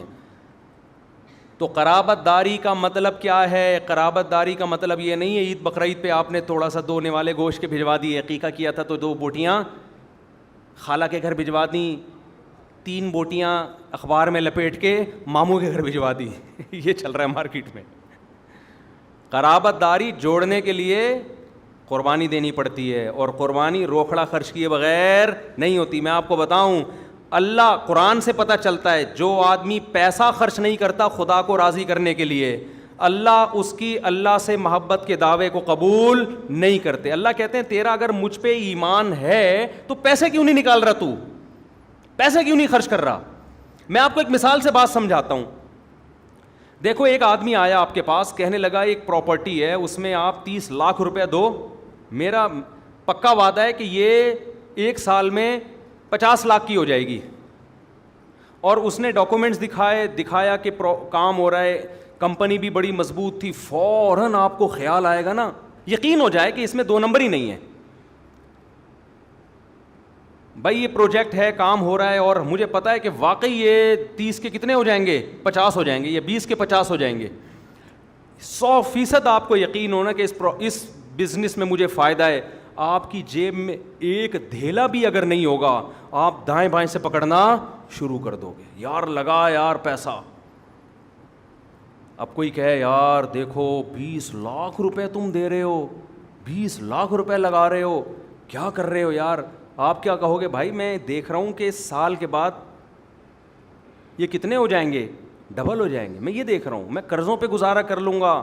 ہم نے ایسے لوگ بھی دیکھے ہیں کہ انہوں نے بزنس میں قرضے لے کے پیسہ لگایا, ان کو یقین تھا اس بزنس میں دگنا ہو جائے گا, تو انہوں نے کہا کوئی بات نہیں, پیٹ کاٹ کے سال گزار لو, بیوی بچوں کو بھی سوکھی روٹی کھلا لی کہ 1 سال گزارا کرو, اس کے بعد ہم سونے کے نوالے کھائیں. بیگم بھی راضی, کوئی بات نہیں, میں سوکھے پاپے کھا لوں گی, کوئی مسئلہ نہیں ہے. اللہ کہتا ہے مجھے جو تم پیسہ دے رہے ہو نا, جو بہن بھائیوں پہ خرچ کر رہے ہو, یہ جو بہن بھائیوں کو نہیں دے رہے, یہ کس کو دے رہے ہو؟ مجھے دے رہے ہو. اور میں ایسی ذات ہوں, وَلِلَّهِ خَزَائِنُ السَّمَاوَاتِ وَالْأَرْضِ, میرے پاس زمین آسمان کے خزانے ہیں, مجھے پیسوں کی ضرورت نہیں ہے. میں تمہارا امتحان لے رہا ہوں کہ یہ جو تم کہتے ہو کہ ہم اللہ کو مانتے ہیں, رزق اللہ کے ہاتھ میں, یبسط الرزق لمن یشاء, جس کے لیے چاہتا ہے رزق بڑھاتا ہے, جس کے لیے چاہتا ہے رزق تنگ کر دیتا ہے. یہ تمہارے خالی پیلی کے زبانی دعوے ہیں, یہ دل سے کہتے ہو. تو دل سے کہنے کے لیے ضروری ہے کہ روکھڑا خرچ ہو. اللہ زبانی محبت کے دعوے کبھی نہیں مانتا, کوئی دنیا نہیں مانتی, اللہ کہاں سے مانے گا؟ ابے آپ اپنی بیوی کو کہہ رہے بیگم میں چاہتا ہوں تمہارے لیے آسمان سے تارے توڑ کے لے آؤں, میں چاہتا ہوں, میں بس مجھے تم سے اتنی محبت ہے. کہتی ہے چلو آج 2 پراٹھے لے آؤ آپ ناشتے میں. آج گھر میں ناشتہ نہیں کرتے آپ, ہوٹل کے مفتی صاحب بہت پراٹھے کر رہے ہوتے ہیں, انڈے پراٹھے سن کے نا, صرف شادیوں والے بیان آپ سنتے ہو, انڈے پراٹھوں والے بھی سنو. آج ناشتہ کہاں سے آئے گا؟ باہر سے آئے. باپ نے کہا یار میری تنخواہ 30,000, جیب میں ہاتھ ڈالا, 2 پراٹھے کیلکولیشن, 2 انڈے کیلکولیشن, یہ بیگم یہ مناسب؟ پراٹھوں سے کولیسٹرول بڑھتا ہے, ویٹ گین ہوتا ہے. بیگم تم ویسے ہی, تمہیں وہ میں نے کہا تھا نا موٹی تو اپنا تو ویٹ کر, تمہیں موٹیویشن کی ضرورت ہے, اپنا ویٹ تم نے کم. یہ تقریریں شروع کر دیں. وہ کہے گی آپ پراٹھا نہ کھلائیں, پیزا نہ کھلائیں, آپ مجھے ہوٹلنگ نہ کرائیں, لیکن یہ جو باتیں آپ کرتے ہیں نا مجھے تم سے بہت محبت ہے, یہ جملہ مجھے زہر لگتا ہے. کائنڈلی آئندہ یہ الفاظ نارمل جیسے دوسرے کے میاں رہتے ہیں ویسے ہی رہا کریں آپ. اللہ سے محبت کے دعوے کے بغیر ایمان قبول نہیں کرتا. اللہ کے وجود کا مطلب یہ نہیں ہے کہ ہم ایتھیس نہیں ہیں, ہم اللہ کو مانتے ہیں. تو ایسا ماننا, دیکھو ایتھیس کہتے ہیں اللہ نہیں ہے, اللہ کیا ہے وہ کہتا ہے نہیں ہے, ہم کہتے ہیں ہے, رزلٹ دونوں کا سیم نکل رہا ہے. تو پھر اللہ کہتے ہیں ایسے ہے کا کیا فائدہ بھائی. تو اس لیے اللہ نے دو چیزیں رکھی ہیں قرآن میں, دو چیزوں کو بہت فوکس کیا. جو نماز نہیں پڑھتا اللہ اس کی محبت ماننے کے لیے تیار بولو نہیں. جو کہتے ہیں نا مجھے سستی ہوتی ہے فجر میں اٹھنے میں, اللہ کہتا ہے بس تو اپنی جاب کے لیے تو اٹھ سکتا ہے. آپ کی گرل فرینڈ جو بڑی چہیتی تھی اس نے ٹائم دیا کہ میں صبح 4:30 بجے قائد اعظم کے مزار پہ ملوں گی, آپ کو اٹھنے میں پرابلم ہوگی بولو نا. آپ فوراً, ہاں بیگم نے کہا ہو کہ 4:30 بجے مجھے میری اماں کے گھر سے لینے آ جانا, پھر آپ کو ایسا لگے گا جیسے قبر سے مردے کو اکھاڑا جا رہا ہے, میدان حشر قائم ہو چکا ہے, مردے کو اکھاڑا جا رہا ہے. جب تک شادی نہیں ہوئی منگیتر ہے, 4:30 کیا 3:45 بجے بلائے, 5:30 بجے بلائے, سخت نیند کا ٹائم ہو, آپ جاؤ گے. تو اللہ جو فجر کی نماز جماعت سے نہیں پڑھتا 100 دعوے کرے مجھے اللہ سے محبت, اللہ اس دعوے کو ماننے کے لیے تیار نہیں ہے. یہ بدنی عبادت, اس میں اپنی باڈی کھپانی پڑتی ہے. اور جو روکھڑا خرچ نہیں کرتا فجر کا, اس لیے جو فجر پڑھتا ہے وہ باقی بھی پڑھ لیتا ہے, اور جو روکھڑا خرچ نہیں کرتا نا اللہ کو, دو ہی چیزوں سے محبت کا پتہ چلتا ہے, آپ اپنی جان بھی کھپاؤ اور مال بھی کھپاؤ. نماز کے لیے تو اللہ نے کہا میرے گھر پہ آ کے میرے سامنے سجدہ کرو, اس میں نہ باپ کے سامنے نہ ماں کے سامنے نہ قبر کے سامنے کہیں بھی سجدے کی اجازت نہیں ہے. لیکن جب اللہ پیسہ خرچ کرنے کی بات کرتا ہے تو اللہ کہتا ہے اپنے بھائی کو دے دو, اپنی بہن کو دے دو, اپنی خالہ کو دے دو, اپنی پھوپھی کو دے دو, اپنے غریب رشتہ داروں کو دے دو, تو یہ میرے وکیل بن کے قبضہ کر لیں گے, یہ اصل میں میرے پاس آ رہا ہے, یہ ان کے پاس نہیں آ رہا. أَلَمْ يَعْلَمُوا أَنَّ اللَّهَ هُوَ يَقْبَلُ التَّوْبَةَ عَنْ عِبَادِهِ وَيَأْخُذُ الصَّدَقَاتِ. اللہ کہتے ہیں لوگوں کیا تمہیں پتہ نہیں ہے کہ توبہ اللہ قبول کرتا ہے اور صدقے اللہ وصول کرتا ہے. لوگ وصول نہیں کر رہے ہوتے, لوگ تو اللہ کے نمائندے بن کے تم سے لے رہے ہیں. لے کون رہا ہے؟ اللہ لے رہا ہے. تو جب آپ اللہ کو دے رہے ہو تو میرے بھائی یہ تو محفوظ ہو رہا ہے, یہ ضائع تھوڑی ہو رہا ہے. عقل مند آدمی خوش دلی کے ساتھ خرچ کرے گا, یار یہی پیسہ ہے. کتنی پیاری حدیث ہے, ہمارے نبی صلی اللہ علیہ وسلم گھر میں آئے, امی عائشہ سے پوچھا کچھ کھانے کو ہے, امی عائشہ نے فرمایا ایک سیری تھی یا پائے تھے, مجھے پوری حدیث کے الفاظ یاد نہیں ہے, صحیح حدیث ہے, ورڈنگ میں تھوڑا سا آگے پیچھے ہو سکتا ہے. تو وہ امی عائشہ نے فرمایا کہ جتنا تھا میں نے صدقہ کر دیا, ایک کھر باقی بچ گیا ہے. آپ نے فرمایا وہ جو صدقہ کیا باقی بچ گیا ہے یہ ختم ہو جائے گا. سمجھ میں آ رہی ہے بات کہ نہیں آ رہی؟ باقی تو وہ بچا ہے, یہ تو بھی ختم ہو جائے گا. اب آپ بتاؤ, ہم گھر میں آئیں, بیگم سے پوچھیں بیگم روٹی ہے, وہ کہ 2 روٹی تھی 1.5 میں نے دے دی, صدقہ کر دی. کوئی غریب آیا تھا, بولو گے یار میں راشن اس لیے لے کر آتا ہوں تو صدقے سینٹر کھول کے رکھ یہاں پہ ہیں. لیڈر, کامیاب لیڈر, پیغمبر صلی اللہ علیہ وسلم کامیاب لیڈر کیوں تھے؟ لیڈرشپ کی علامتیں جب آپ گوروں سے سیکھتے ہیں نا, آپ نبی کی سیرت سے سیکھو. نبی سے اچھا آپ کو لیڈرشپ کی علامتیں کوئی بھی نہیں. آپ دوسروں کو سخاوت کی ترغیب دے رہے ہیں, اپنے گھر میں حال یہ یار ہم سے تو برداشت نہیں ہوتا سر, ہم گھر میں آئیں اور کھانا نہ پکا ہوا ہو, ہمارا تو میٹر شارٹ ہو جاتا ہے. اور اگر پکا ہوا ہو اور بیگم صدقہ کر چکی ہوں, کیا خیال ہے پھر کیا حال ہوگا؟ ہمارے نبی کو ویسے ہی کھانے کو کم ملتا تھا, گھر میں آئے ہیں تو امی عائشہ نے فرمایا کچھ ہدیہ آیا تھا, آپ نے کہا چلو لے آؤ وہی کھا لیں گے ہم. کہا وہ بھی میں نے کیا کر دیا صدقہ. تو ذرا بھی غصہ نہیں آیا, بلکہ کیا زبردست تربیت کی ہے. امی عائشہ نے فرمایا تھوڑا سا باقی رہ گیا ہے, آپ نے فرمایا باقی تو وہ رہ گیا جو عائشہ تم نے صدقہ کر دیا, یہ تو ختم ہو جائے گا. وہ اللہ نے قیامت کے دن اپنے بینک میں جمع کر لیا ہے, وہ تجارت میں لگا دیا اللہ نے. تو یار کچھ کھوج کے ناخن لو, اپنے بھائی بہنوں کی فکر کیا کرو, جا کے پوچھو کہ یار تم اتنی تنخواہ میں بھائی کیسے گزارا کر رہے ہو. اگر اللہ نے آپ کو وسائل دیے ہیں ان سے جا کے پوچھو کیسے گزارا ہو رہا ہے, کیا کر رہے ہو بھائی, آج کل ٹھکانہ کہاں ہے, آپ علاج کر رہے ہو, ضرورت ہے آپ کو پیسوں کی, خود پیسے نہیں ہیں کہیں سے ارینج کر کے دے دو. تو یہ مذہبی ذمہ داری ہے. اور جتنے مانگ رہا ہے اللہ نے گنجائش دی ہے تو اس سے تھوڑا بولو نا زیادہ دے دو. سمجھ میں آ رہی ہے بات؟ رکشے والے کو 500 روپے بنتے ہیں, دو کتنے 1000 دے دو. مزدور سے آپ نے کام کروایا, ریٹ کم لے کر آؤ, کنواں کھدوایا, مزدوری کی خوب, جب ہو گیا جتنی مزدوری بنتی ہے اس سے تھوڑی زیادہ. گھبراؤ نہیں. اللہ کیا کہتا ہے, حدیث کیا کہتی ہے, انفق یا بلال ولا تخش من ذی العرش اقلال, اے بلال خرچ کر. بلال تو حبشی تھے, وہ تو خود غریب تھے, مزدور تھے, ان کو کہ نبی کہہ رہے ہیں صدقہ کیا کر اے بلال, اور عرش والے سے فقر و فاقہ کا خوف مت کر, وہ عرش کا مالک ہے.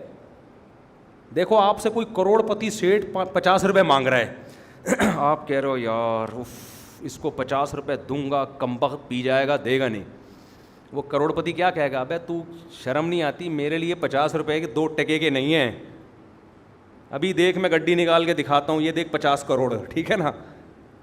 تو آپ پھر اس سے کہیں گے پھر تو مانگ کیوں رہا ہے, کہہ رہا ہے میں تو تجھے چیک کر رہا تھا تو کتنے پانی میں ہے. یہی کہے گا کہ نہیں کہے گا؟ تو اللہ کو پاس اتنے خزانے ہیں, پوری زمین آسمان کے خزانے اس کے پاس ہیں, وہ ہم سے مانگ رہا ہے, کبھی 50 روپے مانگتا ہے, کبھی 100 روپے مانگتا ہے, اپنے فلاں کو دے دو, فلاں کو دے. ہم کہتے ہیں یار اللہ پتہ نہیں یار یہ مسئلہ, اللہ کے ساتھ کیا مسئلہ ہے, مانگتا رہتا ہے, اور دے دیے تو پتہ نہیں واپس ملیں گے نہ ملیں. تو اللہ کہتا ہے کہ تمہیں کیا ہو گیا بھائی, تم کس کے بارے میں خیال کرتے ہو, خدا کے بارے میں سوچ رہے کہ واپس. ہم نے جتنے سخی لوگ دیکھے ہیں نا, چہروں پہ رونقیں, جیبیں بھری ہوئی دیکھی ہیں ان کی. جتنے کنجوس دیکھیں اپنی زندگی میں, سالے اتنے بھی کروڑوں روپے کما کے بھی چہروں سے کنجوسی اور غربت ٹپک رہی ہوتی ہے. سمجھتے ہو کہ نہیں سمجھتے؟ سخی آدمی کے چہرے پہ رونق ہے, کھلاتا ہے, اور اللہ بھر رہا ہوتا ہے, جیبیں میں دے رہا ہوتا ہے اس. تو آپ جاؤ نا ذرا پشاور جاؤ اپنے خرچے پہ. میں وہاں گیا ہوں نا, میں نے کے پی کے میں فیملی سسٹم دوسرے علاقوں کی نسبت زیادہ مضبوط دیکھا. بلوچستان اور کے پی کے یہاں زیادہ مضبوط ہے, یعنی خاندان بھی بڑا ہوتا ہے, ایک گھر کا فرد کھلا رہا ہوتا ہے, سب رج کے کھا رہے ہوتے ہیں. وہاں یہ نہیں ہوتا یہ میرے اور یہ میرا, اور بڑا بھائی چھوٹے بھائی کی شادی بھی اپنے خرچے پہ کرا رہا ہوتا ہے. آج لوگ کہتے ہیں مہنگائی کا دور ہے, میاں بیوی جب تک دونوں مل کے نہیں کمائیں گے خرچے پورے نہیں ہوتے. میں کہتا ہوں یار کے پی کے میں بھی چیزوں کی قیمتیں وہی ہیں جو کراچی اور لاہور میں ہیں, وہاں تو پورے ہو رہے ہیں. ایک گھر کا فرد سب کو کھلا رہا ہے, اپنی بھی کر رہا ہے, وہ تو کھا بھی رہا ہے کھلا بھی رہا ہے, چہروں پہ رونقیں بھی ہیں. جب بھی جاؤ دمبا چربی میں پکا کے رکھا ہوا ہوتا ہے انہوں نے. کیا خیال ہے؟ دودھ پتی پیو, مزہ نہ ہے پیسے واپس. دودھ پتی کوئٹہ کی پیو اپنے خرچے پہ. کوئٹہ کی دودھ, جب بھی دودھ پتی پینی ہو نا اس کے لیے کہاں جاؤ, کوئٹہ جاؤ. ہم نے پورے پاکستان کا سفر کیا, ہمیں چائے نہیں ملی. ہم جب کوئٹہ کے قریب پہنچے ہم نے چائے پی, میں نے جا کے اس کا شکریہ ادا کیا. میں نے کہا یار مزہ آ گیا استاد. تو ریلیشن نبھانے کا نام کیا ہے بولو؟ اسلام نام ہے. اسلام ریلیشن نبھانے کو کہتا ہے. تو جو اصل موضوع تھا میں اس کو جلدی سے کمپلیٹ کروں. اسی ریلیشن میں آخری درجہ یہ ہے کہ تو کسی پر احسان نہیں کر سکتا تو کمبخت تکلیف تو نہ دے اس کو. احسان نہیں کر سکتا تو اپنے عمل سے تکلیف تو نہ دے. تبھی تو غیبت کو حرام قرار دیا گیا, طنز کرنے کو حرام قرار دیا گیا. آپ کسی پہ طنز نہ کریں. مولانا طارق جمیل صاحب کا بھی ایک کلپ آیا ہے, وہ اس میں کسی کو کوئی ہاتھ ملا رہا ہے تو اس کو یوں کر رہے ہیں. تو طنز کرنے والے نے کیا ویڈیو بیان آڈیو ریکارڈ کروائی کہ دیکھو فلاں سیٹ سے گلے مل رہے ہیں اور ایک مدرسے کے طالب علم کو یوں کر رہے ہیں. یہ آپ کی نیگیٹو سوچ کی دلیل ہے. بھائی زندگی میں پتہ نہیں کتنے لوگوں کو ایسے کیا ہوگا, کتنے لوگوں سے گلے ملے ہوں گے, اس میں مدرسے کے طلبہ سے بھی گلے ملے ہوں گے. اب کوئی ایک ویڈیو اٹھا لی کہ سیٹ سے مل رہے ہیں, وہ کس موقع پہ مل رہے ہیں, وہ موقع کون سا ہے, اور جس کو یوں کر رہے ہیں وہ موقع کون سا ہے, دونوں کو آپس میں کیا کر دیا, مرج کر دیا آپس میں. ہو سکتا ہے اس لڑکے سے ناراضی چل رہی ہو یا تھکاوٹ کی وجہ سے ایسے کیا ہو. ایک آدمی کہہ رہا ہے جب ایسے کر سکتے ہیں تو یوں نہیں کر سکتے. ان کو پتہ ہے یوں کروں گا تو 20 اور لوگ ہوں گے جن کو یوں کرنا پڑے گا. جب آدمی مشہور ہوتا ہے نا تو اس پہ جو گزرتی ہے وہی جانتا ہے. یہ تو ہم پہ ہم تو اتنے مشہور بھی نہیں ہیں, ہم پہ جو گزرتی ہے ہمیں پتہ ہے. انسان سیلفیاں دے دے کے, آج فجر میں ایک صاحب نے کہا سیلفی لینی ہے, وہ آ گئے, پھر وہ سیلفی کیمرہ تو کھول کے رکھو پہلے سے, کیمرے کی سیٹنگ میں جا رہے ہیں, آئی لو یو والا سیٹنگ نکال رہے ہیں, اس میں پھول والی سیٹنگ نکال رہے ہیں. میں نے کہا بھائی تو جلدی بٹن دبا دے میرے بھائی, سانس روک کے کھڑا ہونا پڑتا ہے اس کے آگے. پھر کہہ رہی ہیں دھندلے آ رہے ہیں آپ یوں. ایک دفعہ ہوتا ہے تو ٹھیک ہے, بار بار بار بار بار بار بار بار بار بار انسان ڈپریشن میں جانے لگتا ہے. تو یہ اس کی ذمہ داری ہے جو آپ سے ملنے کے لیے آ رہا ہے کہ کوئی ایسا عمل نہ کرو, ہم جس سے محبت کرتے ہیں ہمارے عمل سے اس کو تکلیف نہ ہو, لیکن آپ کی پوری کوشش ہے کہ میں اپنی محبت کا اظہار کر دوں, اگلے کے ساتھ جو بھی ہو جائے. تو میں کہتا ہوں حضرت کو مسافہ کر لینا چاہیے تھا. اس میں بھی اختلاف ہوتا ہے کہ کرنا چاہیے تھا نہیں, وہ چلو ٹھیک ہے. زیادہ سے زیادہ آپ یہ کہتے بھائی حضرت نے یوں کیا تو حضرت کر لیتے تو اچھا تھا. اتنا فوراً مقابلے میں کسی سیٹھ کا دکھا دیا, دیکھو اس سے گلے مل رہے ہیں, بھائی وہ ایک الگ موقع ہے. یہ ہو سکتا ہے, ہمیں کیا پتا, وہ تو انہیں سے پوچھا جائے گا تو بتائیں گے نا. اس سے یہ شو کرانا کہ دیکھو سیٹھوں کی محبت ہے دل میں, غریبوں کا کوئی خیال نہیں ہے. اگر ایسا ہوتا, مولانا طارق جمیل صاحب, میں نے ان کا میں بھی گیا نا کہیں سفر پہ, تو جو مخنث لوگ ہوتے ہیں, ہجڑے لوگ ہوتے ہیں, انہوں نے بتایا کہ یار ہم معاشرے کے دھتکارے ہوئے لوگ تھے, ہمارے ماں باپ نے ہمیں گلے لگانا چھوڑ دیا تھا. مولانا طارق جمیل صاحب نے ایسے ہمارا استقبال کیا کھڑے ہو کر, کہہ رہے ہمیں پہلی مرتبہ کسی شخص سے عزت ملی تو مولانا طارق جمیل صاحب تھے. یہ بھی ویڈیو چلاتا نا اس کے ساتھ, وہ رو رہا تھا اپنا واقعہ بیان کرتے ہوئے. لیکن طنز نیگیٹیوٹی, آپ کو ان سے سیاسی اختلاف ہیں آپ کریں, ہم یہ نہیں کہہ رہے کہ وہ کوئی ایسے فرشتے ہیں کہ ان پہ کوئی اعتراض ہی نہیں ہو سکتا. اعتراض کے انداز میں کیا جا سکتا ہے, مجھ پہ بھی کیا جا سکتا ہے, کسی پہ بھی کیا جا سکتا ہے, ان کی پالیسیوں سے بھی اختلاف ہو سکتا ہے, لیکن تمیز تو ہونی چاہیے انسان کو. یہاں کا کلپ اٹھا کے یہاں کا کلپ اٹھا کے یہاں جوڑ کے چلا دیا. تو کوئی ایسا کام کرنا جس سے دوسرے کو تکلیف ہو, تو اس میں آپ کو خود احتیاط کرنی ہے کہ میرے کسی عمل سے دوسرے کو تکلیف بولو نہ ہو. تو 2-4 منٹ میں بس بات سمیٹتا ہوں, میں ختم کرتا ہوں نا, تاکہ میں نے اصل جو موضوع میں لے کے چلا تھا نا کہ اللہ نے ہمیں حکم دیا ہے کہ ہر چیز میں کیا رکھیں, اعتدال. تو اعتدال میں پیسے خرچ کرنے میں اعتدال, میں انشاءاللہ اس ٹاپک کو اگلے ہفتے دوبارہ لے کے چلوں گا.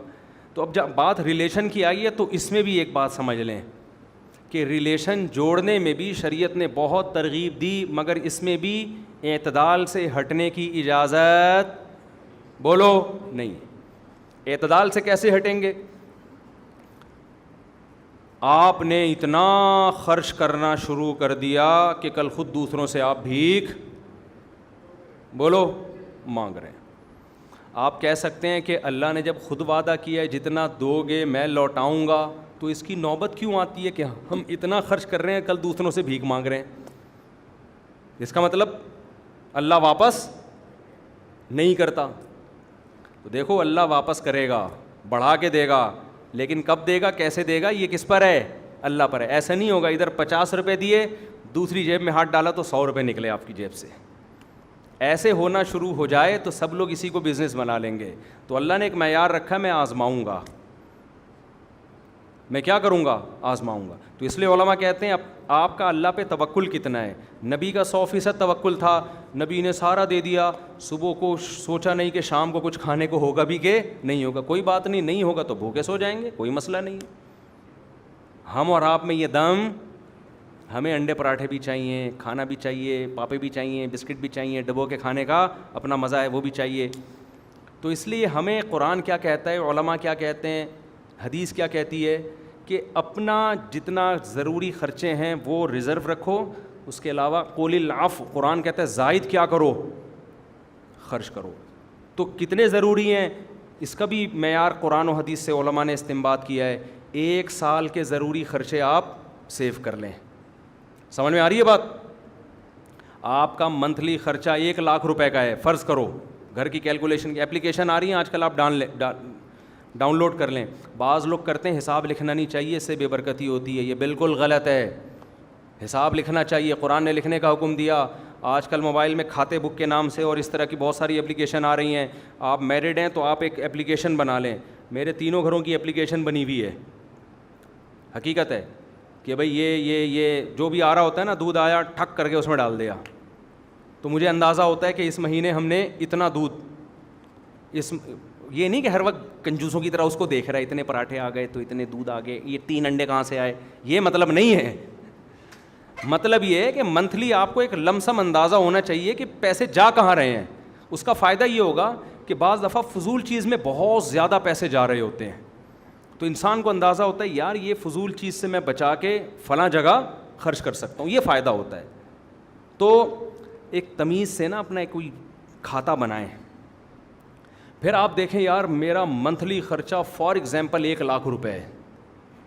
آپ فرض کر لیں جی 1,10,000 ہے, احتیاطاً 1 لاکھ کیا کر لیں 10. تو اب آپ نے کیا کرنا ہے, آپ کا 1,10,000 یا 2 لاکھ, بہت ہنس کھیل کے 2 لاکھ رکھ لیں آپ. 2 لاکھ میں آپ کا بڑے ہنس کھیل کے گزارا ہو رہا ہے. 2 لاکھ کو ضرب دے دیں 12 سے تو کتنے ہو گئے 24 لاکھ. 24 لاکھ کیش کی رقم میں نہیں, کیش تو گر رہا ہے, گولڈ لے کے ڈال دیں یا کوئی پراپرٹی لے کے ڈال دیں. 1 سال کا مال آپ نے کیا کر لیا, اسٹور. میں سمجھا پا رہا ہوں اپنی بات. اس کے بعد آپ نے کیا کرنا ہے, بولو نا, خرچ. بے شک اپنی ذات پہ خرچ کر لو, میں یہ نہیں کہہ رہا کہ سارا اڑا دو, اب رکھو نہیں, سیو نہ رکھو, محفوظ نہیں رکھو آپ, اب اڑاؤ, خود پہ بھی اڑاؤ, رشتہ داروں پہ بھی اڑاؤ. اگر آپ سمجھتے ہو مر گیا تو بچے کہاں سے کھائیں گے, پراپرٹی لے کے بچوں کی نیت سے ڈال دو, یہ بھی ٹھیک ہے. سمجھ میں آ رہی ہے بات کہ نہیں آ رہی؟ لیکن اب خرچ کرو اس کو. مال روکنے والا, جمع کرنے والا اللہ کو پسند نہیں ہے. الذی جمع مالا وعددا, اللہ نے جہنم کی وعیدیں سنائی ہیں. وہ لوگ جو مال جمع کر کے گنتے رہتے ہیں کہ اتنے ہو گئے, اتنے ہو گئے, اتنے ہو گئے. یحسب ان مالہ اخلدا, اللہ کہتے ہیں اس کا خیال ہے ہمیشہ رہے گا اس کے ساتھ. ابے تو مرنے والا ہے تھوڑے دنوں میں, کیا کرے گا اس کا, قبر میں جانے والا ہے, کھا کھلا بس, گاڑی خریدو خاندانی قسم کی. سمجھ رہے ہو کہ نہیں سمجھ رہے؟ کما رہا ہے تو خاندانی شادی کرے اس پیسوں میں. مہر دیکھو 20,000 5,000 یہ مہر چل رہے مارکیٹ میں.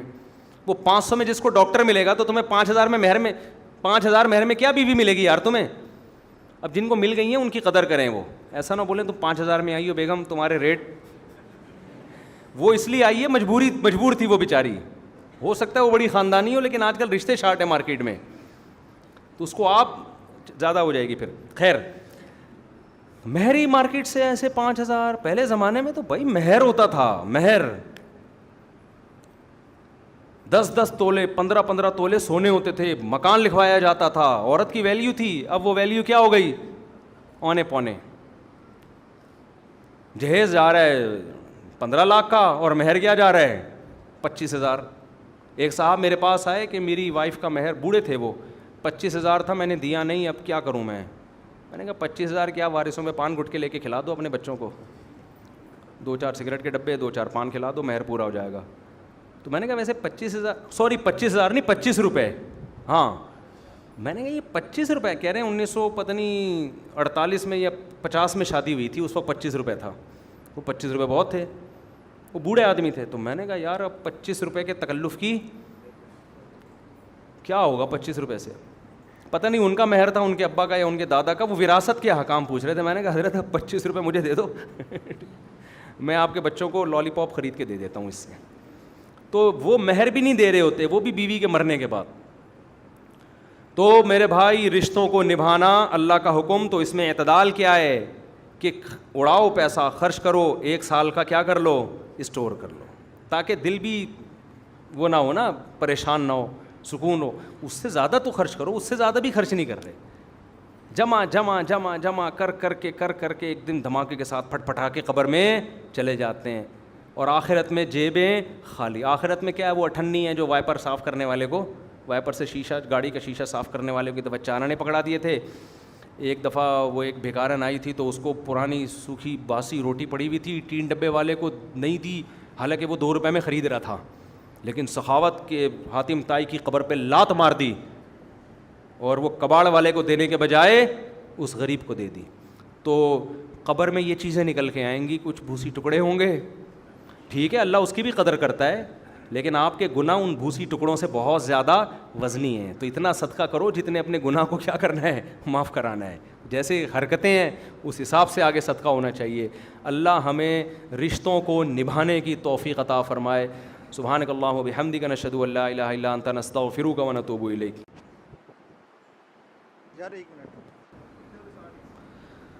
بھئی یہ کسی نے کہا ہے کہ کسی نے مشرک کو یہ کہا کہ تم مشرک ہو، تمہارا کوئی عمل قبول نہیں، چاہے تم کتنی ہی نیکیاں کر لو ہمیشہ جہنم میں رہو گے. یہ اسٹائل صحیح نہیں ہے تبلیغ کا، سمجھ رہے ہو؟ کسی کو یہ کہنا تو مشرک ہے، تو ہمیشہ جہنم میں جائے گا، تو کچھ بھی کر لے، یہ انداز ٹھیک نہیں ہے، حکمت اور مصلحت کے خلاف ہے. کسی اور طرح سے سمجھائیں تمیز سے. مفتی صاحب آپ کیا لکھا ہے یار، یہ رائٹنگ تو صحیح کرو بھائی. ایتھیس آپ عقل سے ثابت کریں کہ اللہ کا وجود ہے اور ہمیشہ سے ہے اور یہ کائنات خود سے نہیں بنی، وضاحت کریں. عقل سے سائنسدان ثابت کر چکے ہیں کہ کائنات کو کسی نے بنایا ہے. نیوٹن کا قانون پڑھ لیں، نیوٹن لا، کہ جب تک کسی چیز کو فورس نہیں کریں آپ وہ چلتی نہیں ہے، اور جب چل رہی ہو تو جب تک روکیں گے نہیں وہ رکے گی نہیں. تو ایک چیز جو چینجر کے بغیر چینج نہیں ہو سکتی، وہ کریٹر کے بغیر کریٹ کیسے ہو سکتی ہے، سمجھتے ہیں؟ تو اس کائنات کے بارے میں ہمیں پتہ ہے یہ خود نہیں بن سکتی، نیوٹن کہہ گیا. یہ میں نہیں کہہ رہا، یہ کوئی مولوی نے نہیں کہا، یہ سائنسدان نے کہا ہے، سمجھتے ہو؟ لہٰذا اب اللہ کے بارے میں یہ ثابت کرنے کی ہمیں ضرورت ہی نہیں ہے کہ وہ ہمیشہ سے کیسے ہے. اس کی وجہ یہ کہ نیوٹن نے جو قانون پیش کیا وہ اللہ کے بارے میں نہیں کیا، وہ کس کے بارے میں کیا ہے؟ اس کائنات کے بارے میں کیا ہے. تو کائنات کا ہمیں پتہ چل گیا نیوٹن کے کہنے سے کہ یہ خود سے وجود میں نہیں آ سکتی، یہ موور کے بغیر موو نہیں ہو سکتی، چینجر کے بغیر چینج نہیں ہو سکتی. تو کریٹر کے بغیر، دیکھو کریٹ ہونا زیادہ مشکل ہے یا کنڈیشن کا چینج ہونا زیادہ مشکل ہے؟ ابے ایک کنڈیشن میں ایک آدمی ہے، آپ نے اس کو الٹی بات کی، اس کی کنڈیشن چینج ہو گئی، یہ آسان ہے. بنسبت آپ نے ایسی بات کی بندہ پیدا ہو گیا صحیح ہے نا، نیا آدمی آ گیا مارکیٹ میں. تو پیدا کرنا زیادہ مشکل ہے. تو کائنات جب چینجر کے بغیر چینج نہیں ہوتی تو کریٹر کے بغیر کریٹ کیسے ہو گئی؟ تو اتنی 2 اور 2 4 کی طرح بات ہے، اس میں کوئی لمبے چوڑے حوالوں کی ضرورت نہیں ہے. تو پاگل ہوتے ہیں ایتھیس تو بالکل ہی عقل سے پیدل ہیں. تو اس لیے یہ تو کائنات ناممکن ہے کہ ہمیشہ سے ہو. تو نیوٹن نے کائنات کے بارے میں بتا کے 2 اور 2 4 کی طرح بات کلیئر کر دی کہ بھائی it isn't possible. Rain is the blessing of God but it is a source of trouble for the people of Karachi. Matric میں ہم نے انگلش میں مضمون یاد کیا تھا، اور جب بارشیں ہوتی ہیں تو ہمیں یاد آتا ہے. تو اسی طرح ایک اسٹرکچر یاد کیا تھا، it isn't possible for us to do this. تو it isn't possible for us to believe in دس.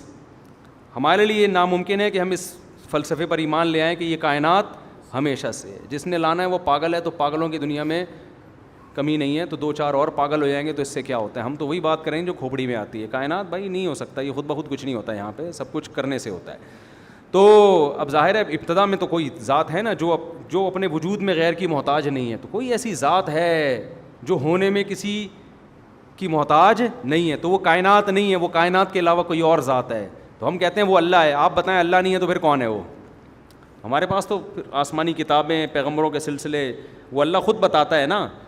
ہم کہتے ہیں اگر وہ اللہ نہیں ہے کوئی اور خدا ہے تو وہ بولتا کیوں نہیں ہے؟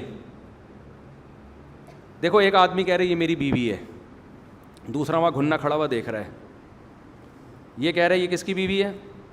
میری بیوی. ہم وہی مانیں گے بھائی، جب تو کہہ رہا ہے تو ہم مان لیں گے تیری بیوی ہے. اب اگلا کہتا ہے اس کے کہنے سے آپ نے مان لیا، یہ کوئی دلیل تو نہ ہوئی نا، ہو سکتا ہے یہ جھوٹ بول رہا ہو. ہم کہتے ہیں 2 ہی بندے ہیں یہاں پہ، یا تو اس کی ہے نہیں تو اس کی ہے. اگر اس کی ہے تو یہ بولتا کیوں نہیں ہے؟ جب جھوٹی موٹی کا آدمی کہہ رہا ہے یہ میری بیوی ہے تو سچی مچی والے کو چاہیے نا وہ بولے کہ بھائی یہ جھوٹ بول رہا ہے. تو اللہ تو اپنا انٹروڈکشن قرآن میں کروا رہا ہے کہ میں نے آسمان سے پانی برسایا، آسمان سے برسایا، اور اتنا برسایا کہ کراچی میں کرولا الٹی چلنا شروع ہو گئی، رکشے الٹ گئے، یہ میں کر رہا ہوں، یہ سب ایسی سخاوت برساتا ہوں میں، زمین سے نباتات اگاتا ہوں. فانظر الی آثار رحمت اللہ، قرآن کہتا ہے دیکھ اللہ کی رحمت کی علامتوں کو. زمین مردہ ہوتی ہے، نہ اس میں خربوزہ، نہ تربوز، نہ گندم، کچھ بھی نہیں. ادھر پانی برسا، ادھر کیسی لہلہاتی فصلیں پیدا ہو گئیں. ان ذالک لمحیی الموتى، جو اس مردہ زمین میں جان ڈال رہا ہے، مردوں میں بھی قیامت کے دن جان وہی ڈالے گا. وہ تو بات کر رہا ہے الحمدللہ رب العالمین، اپنا انٹروڈکشن کرا رہا ہے، تمام تعریفیں اس اللہ کے لیے جو تمام جہانوں کا پالنے والا. تو جب سچی مچی کا خدا یہ باتیں کر رہا ہے تو اگر کوئی اور سچی مچی کا ہے تو منہ سے پھوٹتا کیوں نہیں ہے کہ یہ غلط ہے، اصل تو میں ہوں. ہم گونگے بہرے خدا پر ایمان لائیں یا اس خدا پر ایمان لائیں جو اپنا تعارف کروا رہا ہے، وہ بتا رہے کہ میں کن چیزوں سے خوش ہوتا ہوں، یہ زنا ہے اس کے قریب مت جاؤ، یہ نکاح ہے یہ کرو، یہ ماں باپ ہے ان کے سامنے اف نہ کرو، یہ وراثت ہے، یہ عبادت ہے، سب باتیں بتا رہے ہیں ہمیں. تو ایتھیسٹ پاگل ہیں، ان کے کھوپڑی نہیں ہے ان کے پاس سوچنے کے لیے. تو اس لیے اللہ کے وجود کے لیے اتنا کافی ہے کہ کائنات خود بخود وجود میں نہیں آ سکتی، اتنی دلیل اللہ کے وجود کے لیے کافی ہے. اچھا میرے بھائی، مفتی صاحب 11ویں بار پرچی دے رہا ہوں، قیامت کی علامتوں پر بیان کریں. کریں گے یار، ابھی قیامت آنے تو دو. پھر وہی ایتھیسٹ مفتی صاحب مرنے کے بعد دوبارہ زندگی، اللہ دوبارہ زندگی، اس پر عقلی دلائل دیں، ثابت کریں کہ قرآن کے مرنے کے بعد حیات ہے. یہ ہے نا، ہر چیز کے عقلی دلیل کا مطالبہ ہی بے عقل ہونے کی دلیل ہے. ایک آدمی کہتا ہے بولٹن مارکیٹ میں اللہ نے کرے بم پھٹا ہے، میں اس کو کہتا ہوں، وہ کہتا ہے دلیل کیا؟ میں کہتا ہوں جیو کی پٹی دیکھو. صحیح ہے نا؟ جب ٹی وی ایجاد نہیں ہوا تھا تو ویڈیو بھی نہیں تھی نا. میں کہوں خبروں میں آیا ہے، کہ مجھے وہ منظر دکھاؤ. ہم کہیں گے بھائی کوئی ویڈیو بنانے والا نہیں تھا تو کیسے دکھائیں؟ ویڈیو کیمرہ ایجاد نہیں ہوا تو کیسے دکھائیں ہم؟ قائد اعظم نے 1947 میں پاکستان بنایا، عقلی دلیل سے ثابت کر سکتے ہو؟ یہ چیز خبر سے ثابت ہوتی ہے، متواتر خبر، ساری دنیا کہہ رہی ہے اخباروں میں سب کچھ. تو اخبار متواترہ سے ثابت ہے، جو پیغمبر آئے ان کے برحق ہونے کے دلائل ہیں ہمارے پاس. ان پیغمبروں نے سب نے یہی بتایا کہ مرنے کے بعد زندگی ہے. تو یہ نقلی دلیل ہے. نقل کا مطلب نقل ہوتی چلی آ رہی ہے، نیوز ہے، یہ خبر ہے. تو جو متواتر خبر ہوتی ہے اس کا انکار بے عقلی کی علامت ہوتی ہے. ہاں، خبر دینے والا سچا ہونا چاہیے. تو آپ اس پہ بات کریں کہ محمد صلی اللہ علیہ وسلم کے سچے ہونے کو دلیل سے ثابت کرو، وہ ہم عقلی دلیل سے ثابت کر سکتے ہیں، اس پہ ہمارے بیانات ہیں. تو جب محمد صلی اللہ علیہ وسلم کا سچا نبی ہونا عقل سے ثابت ہو گیا تو ان کی ہر خبر کے لیے سچا ہونے پر عقل کی ضرورت نہیں ہے. ہاں، یہ ضرور ہے کہ عقل کے خلاف نہ ہو. عقل کے خلاف ہونا الگ چیز ہوتی ہے، عقل کے سے ثابت ہونا الگ چیز. دیکھو ایک مثال دیتا ہوں میں، 2 اور 2 کوئی کہے 5 ہوتے ہیں، یہ عقل کے خلاف ہے. ایسا ہی ہے نا؟ کتنا ہی سچا آدمی کہے 2 اور 2 5 ہوتے ہیں، آپ کہیں گے یہ عقل کے خلاف ہے. جتنا بھی سچا بول جھوٹ ہو رہا ہے یہ. لیکن ایک آدمی کہ 325 کو 358 ضرب نے تو 3648 جواب آئے گا. اس کو فوراً آپ فیصلہ نہیں کر سکتے عقل کے خلاف ہے یا نہیں. آپ کہیں گے بھائی یہ میری عقل سے بالا تر ہے، کسی ریاضی دان سے پوچھو، یہ کالو کے لیٹر سے کیلکولیٹر سے پوچھو. آپ، میں نہیں بتا سکتا اس میں خاموش ہوں. اب کیلکولیٹر آپ کے پاس نہیں ہے تو آپ کیا کہو گے؟ یار جو بتانے والا اگر سچا آدمی ہے اور ماہر ہے اپنے فن کا تو ٹھیک کہہ رہا ہوگا. سچا نہیں ہے تو ہمیں ماننے کی ضرورت نہیں ہے. تو قبر کے بعد عذاب ہے، مرنے کے بعد زندگی ہے، یہ چیز ہماری عقل کے خلاف نہیں ہے، یہ عقل سے کیا ہے؟ بالا تر ہے. تو جو خبر دینے والا اگر سچا ہے، اس کے سچے ہونے کے دلائل ثابت ہو جائیں تو اس خبر کو ماننا پڑے گا. اس کے سچے ہونے کے دلائل ثابت نہیں ہوتے تو نہ ہم انکار کریں گے نہ ہم اقرار کریں گے. ہم کہیں گے بھائی میں بھی ہو سکتا ہے، سچا ہو سکتا ہے، سچ ہو سکتا ہے، کیا ہو جھوٹ ہو. تو ہم تو جب تک یقین نہیں ہوگا ہم عمل نہیں کریں گے. سمجھتے ہو کہ نہیں سمجھتے؟ مفتی صاحب برائے مہربانی تھوڑی سی مختصر سی اللہ کی قدرت اور کبریائی پر بیان کر دیں. ابھی بارش پر میں نے بیان کیا ہے نا، اس وقت یہ ویڈیو ریکارڈنگ نہیں ہو رہی تھی. بارش اللہ کی قدرت کی کتنی بڑی دلیل ہے، کیسے پانی برستا ہے اور کیا. کراچی میں تو اللہ کی قدرت کے نظارے ہوتے ہی بارش میں. پھر اس پر کسی اور وقت دوبارہ بیان کروں گا، آپ لوگ بور ہو جائیں گے، بھی کر چکا ہوں میں. اچھا بھائی، عمران خان نے قبر پہ سجدہ کر کے معاشرے میں شرک کو، اس پر میں بیان کر چکا ہوں. مفتی صاحب میری طبیعت بہت زیادہ خراب رہتی ہے، ساتھ رشتہ دار رہتے ہیں جو جادو سے اور شیطانی لوگوں سے رابطے میں ہیں، اور جب میری طبیعت خراب ہوتی ہے تو فوراً مجھے کہتے ہیں جیسے غیب سے ان کو خبر آئی ہو، دعائیں وظائف بھی پڑھتی ہوں مگر حالت خرابی چل رہی کافی سالوں سے، اس لیے شادی بھی نہیں ہوئی، عمر بھی کافی ہو گئی، شیطانی لوگوں کے ساتھ رہنا مجبوری ہے کیونکہ علیحدہ گھر کی فکر نہیں کسی کو، میرے دین دنیا خسارے میں ہے، اور بھائی کو کچھ کھلا دیتے ہیں کہ وہ مجھ سے جھگڑتا اور ظلم کرتا ہے، بہت پریشان ہوں، گھر والے کہتے ہیں کہ تم دعائیں نہیں پڑھتی اس لیے پریشان ہو، کوئی حل بتا دیں اور پڑھنے کے لیے خاص معمولات بتا دیں۔ آپ کے گھر والے چونکہ جادو ٹونے اور ٹوٹکے میں اور عاملوں میں لگے رہتے ہیں اس لیے گھر میں پریشانیاں آ رہی ہیں، جب تک گھر کا ہر فرد ان عاملوں اور روحانی ٹوپی ڈراموں سے توبہ نہیں کرے گا اس وقت تک گھر کے حالات ٹھیک نہیں ہوں گے۔ گھر میں ایک آدمی کا کسی ٹوپی ڈرامے سے تعلق ہو گیا نا، مجھے روحانی عامل کہتے بھی عجیب سا لگ رہا ہوتا ہے، اتنا عزت رسپیکٹ کیوں دوں میں؟ ایسا لگ رہا ہے نا کہ جیسے آپ مرزا غلام احمد قادیانی کو کہہ رہے ہو کہ محترم قادیانی، ابے سمجھتے ہو؟ پورا گھر لپیٹ میں آئے گا اور پھر پورا خاندان لپیٹ میں آئے گا۔ ایک خاتون کا فون آیا کہ مجھے گھر میں طبیعت خراب ہوتی تھی، میں کسی روحانی عامل کے پاس گئی، اس نے کہا تم، اور کسی مفتی کے پاس گئی، دیوبندی مفتی تھے وہ، انہوں نے کہا کہ یہ تمہارے اوپر یہ کیا ہوا ہے تو فلانا کیا ہوا ہے، تو میں نے علاج کرانا شروع کیا، میں ٹھیک ہو گئی، لیکن میری سانس اب پتہ نہیں 1-1 فٹ اچھلتی ہے بستر پہ جب اس کی طبیعت خراب ہوتی ہے نا، تو اب میں ان کو لے کے جا رہی ہوں۔ میں نے کہا آپ کی سانس کے ٹھیک ہوتے ہی سسر 2-2 فٹ اچھلیں گے انشاءاللہ، حقیقت۔ ابھی سسر سکون سے اس لیے بیٹھ رہے ہیں کہ اچھل کون رہی ہے؟ سانس اچھل رہی ہے، وہ ٹینشن میں ہے، جیسے ہی وہ سکون میں آئی تو ٹینشن پارسل کرے گی وہ، پھر سسر کیا کریں گے؟ وہ اچھلیں گے 4-4 فٹ۔ سسر کے ٹھیک ہونے سے پہلے گھر میں کوئی اور پھر خاندان کا 6-6 فٹ اچھلے گا۔ میں نے کہا اب آپ اپنا خاندانی نام رکھ لیں اچھل کودوی، لوگوں کے نام ہوتے ہیں نا بھائی، نام ہوتے ہیں نا خاندانی نام، تو اب یہ اچھل کود قیامت تک کے لیے آپ کے خاندان میں چلے گی، کیونکہ آپ کا تعلق ہو گیا روحانی عامل سے، جن چڑیل بھوت اتارنے والے سے۔ اب زندگی بھر کے لیے ان جھمیلوں میں، آپ نے دیکھا ہوگا کچھ لوگوں کے انگوٹھے پہ دھاگا بندھا ہوا ہے، کچھ کے یہاں بندھا ہوا ہے، یہاں کچھ باندھا ہوا ہے، ادھر کچھ باندھا گیا ہے، وہ فلیتے پلیتے زندگی بھر کی ان کی کیا ہے؟ ٹینشن۔ وہ فلیتے نکلتے بھی نہیں ہیں، اصل میں لفظ ہے فتیلہ، فتیل کہتے ہیں دھاگے کو نا، یہ بڑا مہذب لفظ ہے، تو ہمارے حضرت اس کو بگاڑ کے پڑھتے تھے فلیتا، تاکہ اس کی نفرت لوگوں کے دل میں بیٹھے، فتیل نہیں کہتے تھے فلیتا، پھر حضرت نے اس کو بنا دیا پلیتا، کہا کہ اس کی جتنی انسلٹ کرو اتنا اچھا ہے۔ تو فلیتے پلیتے بندے ہوئے ہوتے ہیں، یہاں دھاگا ایک، ادھر دھاگا ایک، ادھر نکالو پتہ نہیں، ادھر کوئی تعویذ، ادھر دھاگے، پھر وہ یہ جو آدمی ایک دفعہ ان چکروں میں پڑا زندگی اس کی ہمیشہ کے لیے ہوئی برباد۔ ایک دفعہ نہ ان کو جھٹک دو ایسے کر کے، بولے اے اللہ میں بیمار ہو جاؤں، ٹھیک ہو جاؤں، جن آئیں، چڑیل آئیں، بھوت آئیں، جادو آئے، ٹونا آئے، میں نے روحانی عاملوں کے پاس نہیں جانا، تو مجھے ٹھیک کرنا چاہے کر دے، ورنہ میں اسی میں مرنے کے لیے تیار ہوں، مر جاؤں گا، میں نہیں جاؤں گا۔ جب تک یہ جذبہ نہیں ہوگا آپ کی جان ان چڑیل اور بھوتوں اور جادو سے نہیں چھوٹے گی، یہ بتا دوں میں۔ اور سنت جو رقیہ ہے، سورہ فلق سورہ ناس پڑھ کے رات کو دم کیا کرو اپنے اوپر، آیت الکرسی پڑھو۔ بہت زیادہ آپ نے علاج کرانا ہے، مسجد کے امام کے پاس چلے جاؤ، امام صاحب آپ 5 وقت کے نمازی ہیں، ہم سے اچھے ہی ہوں گے آپ، تو آپ آیت الکرسی پڑھ کے ہم پہ دم کر دیں، بس۔ سمجھ میں آ رہی ہے بات؟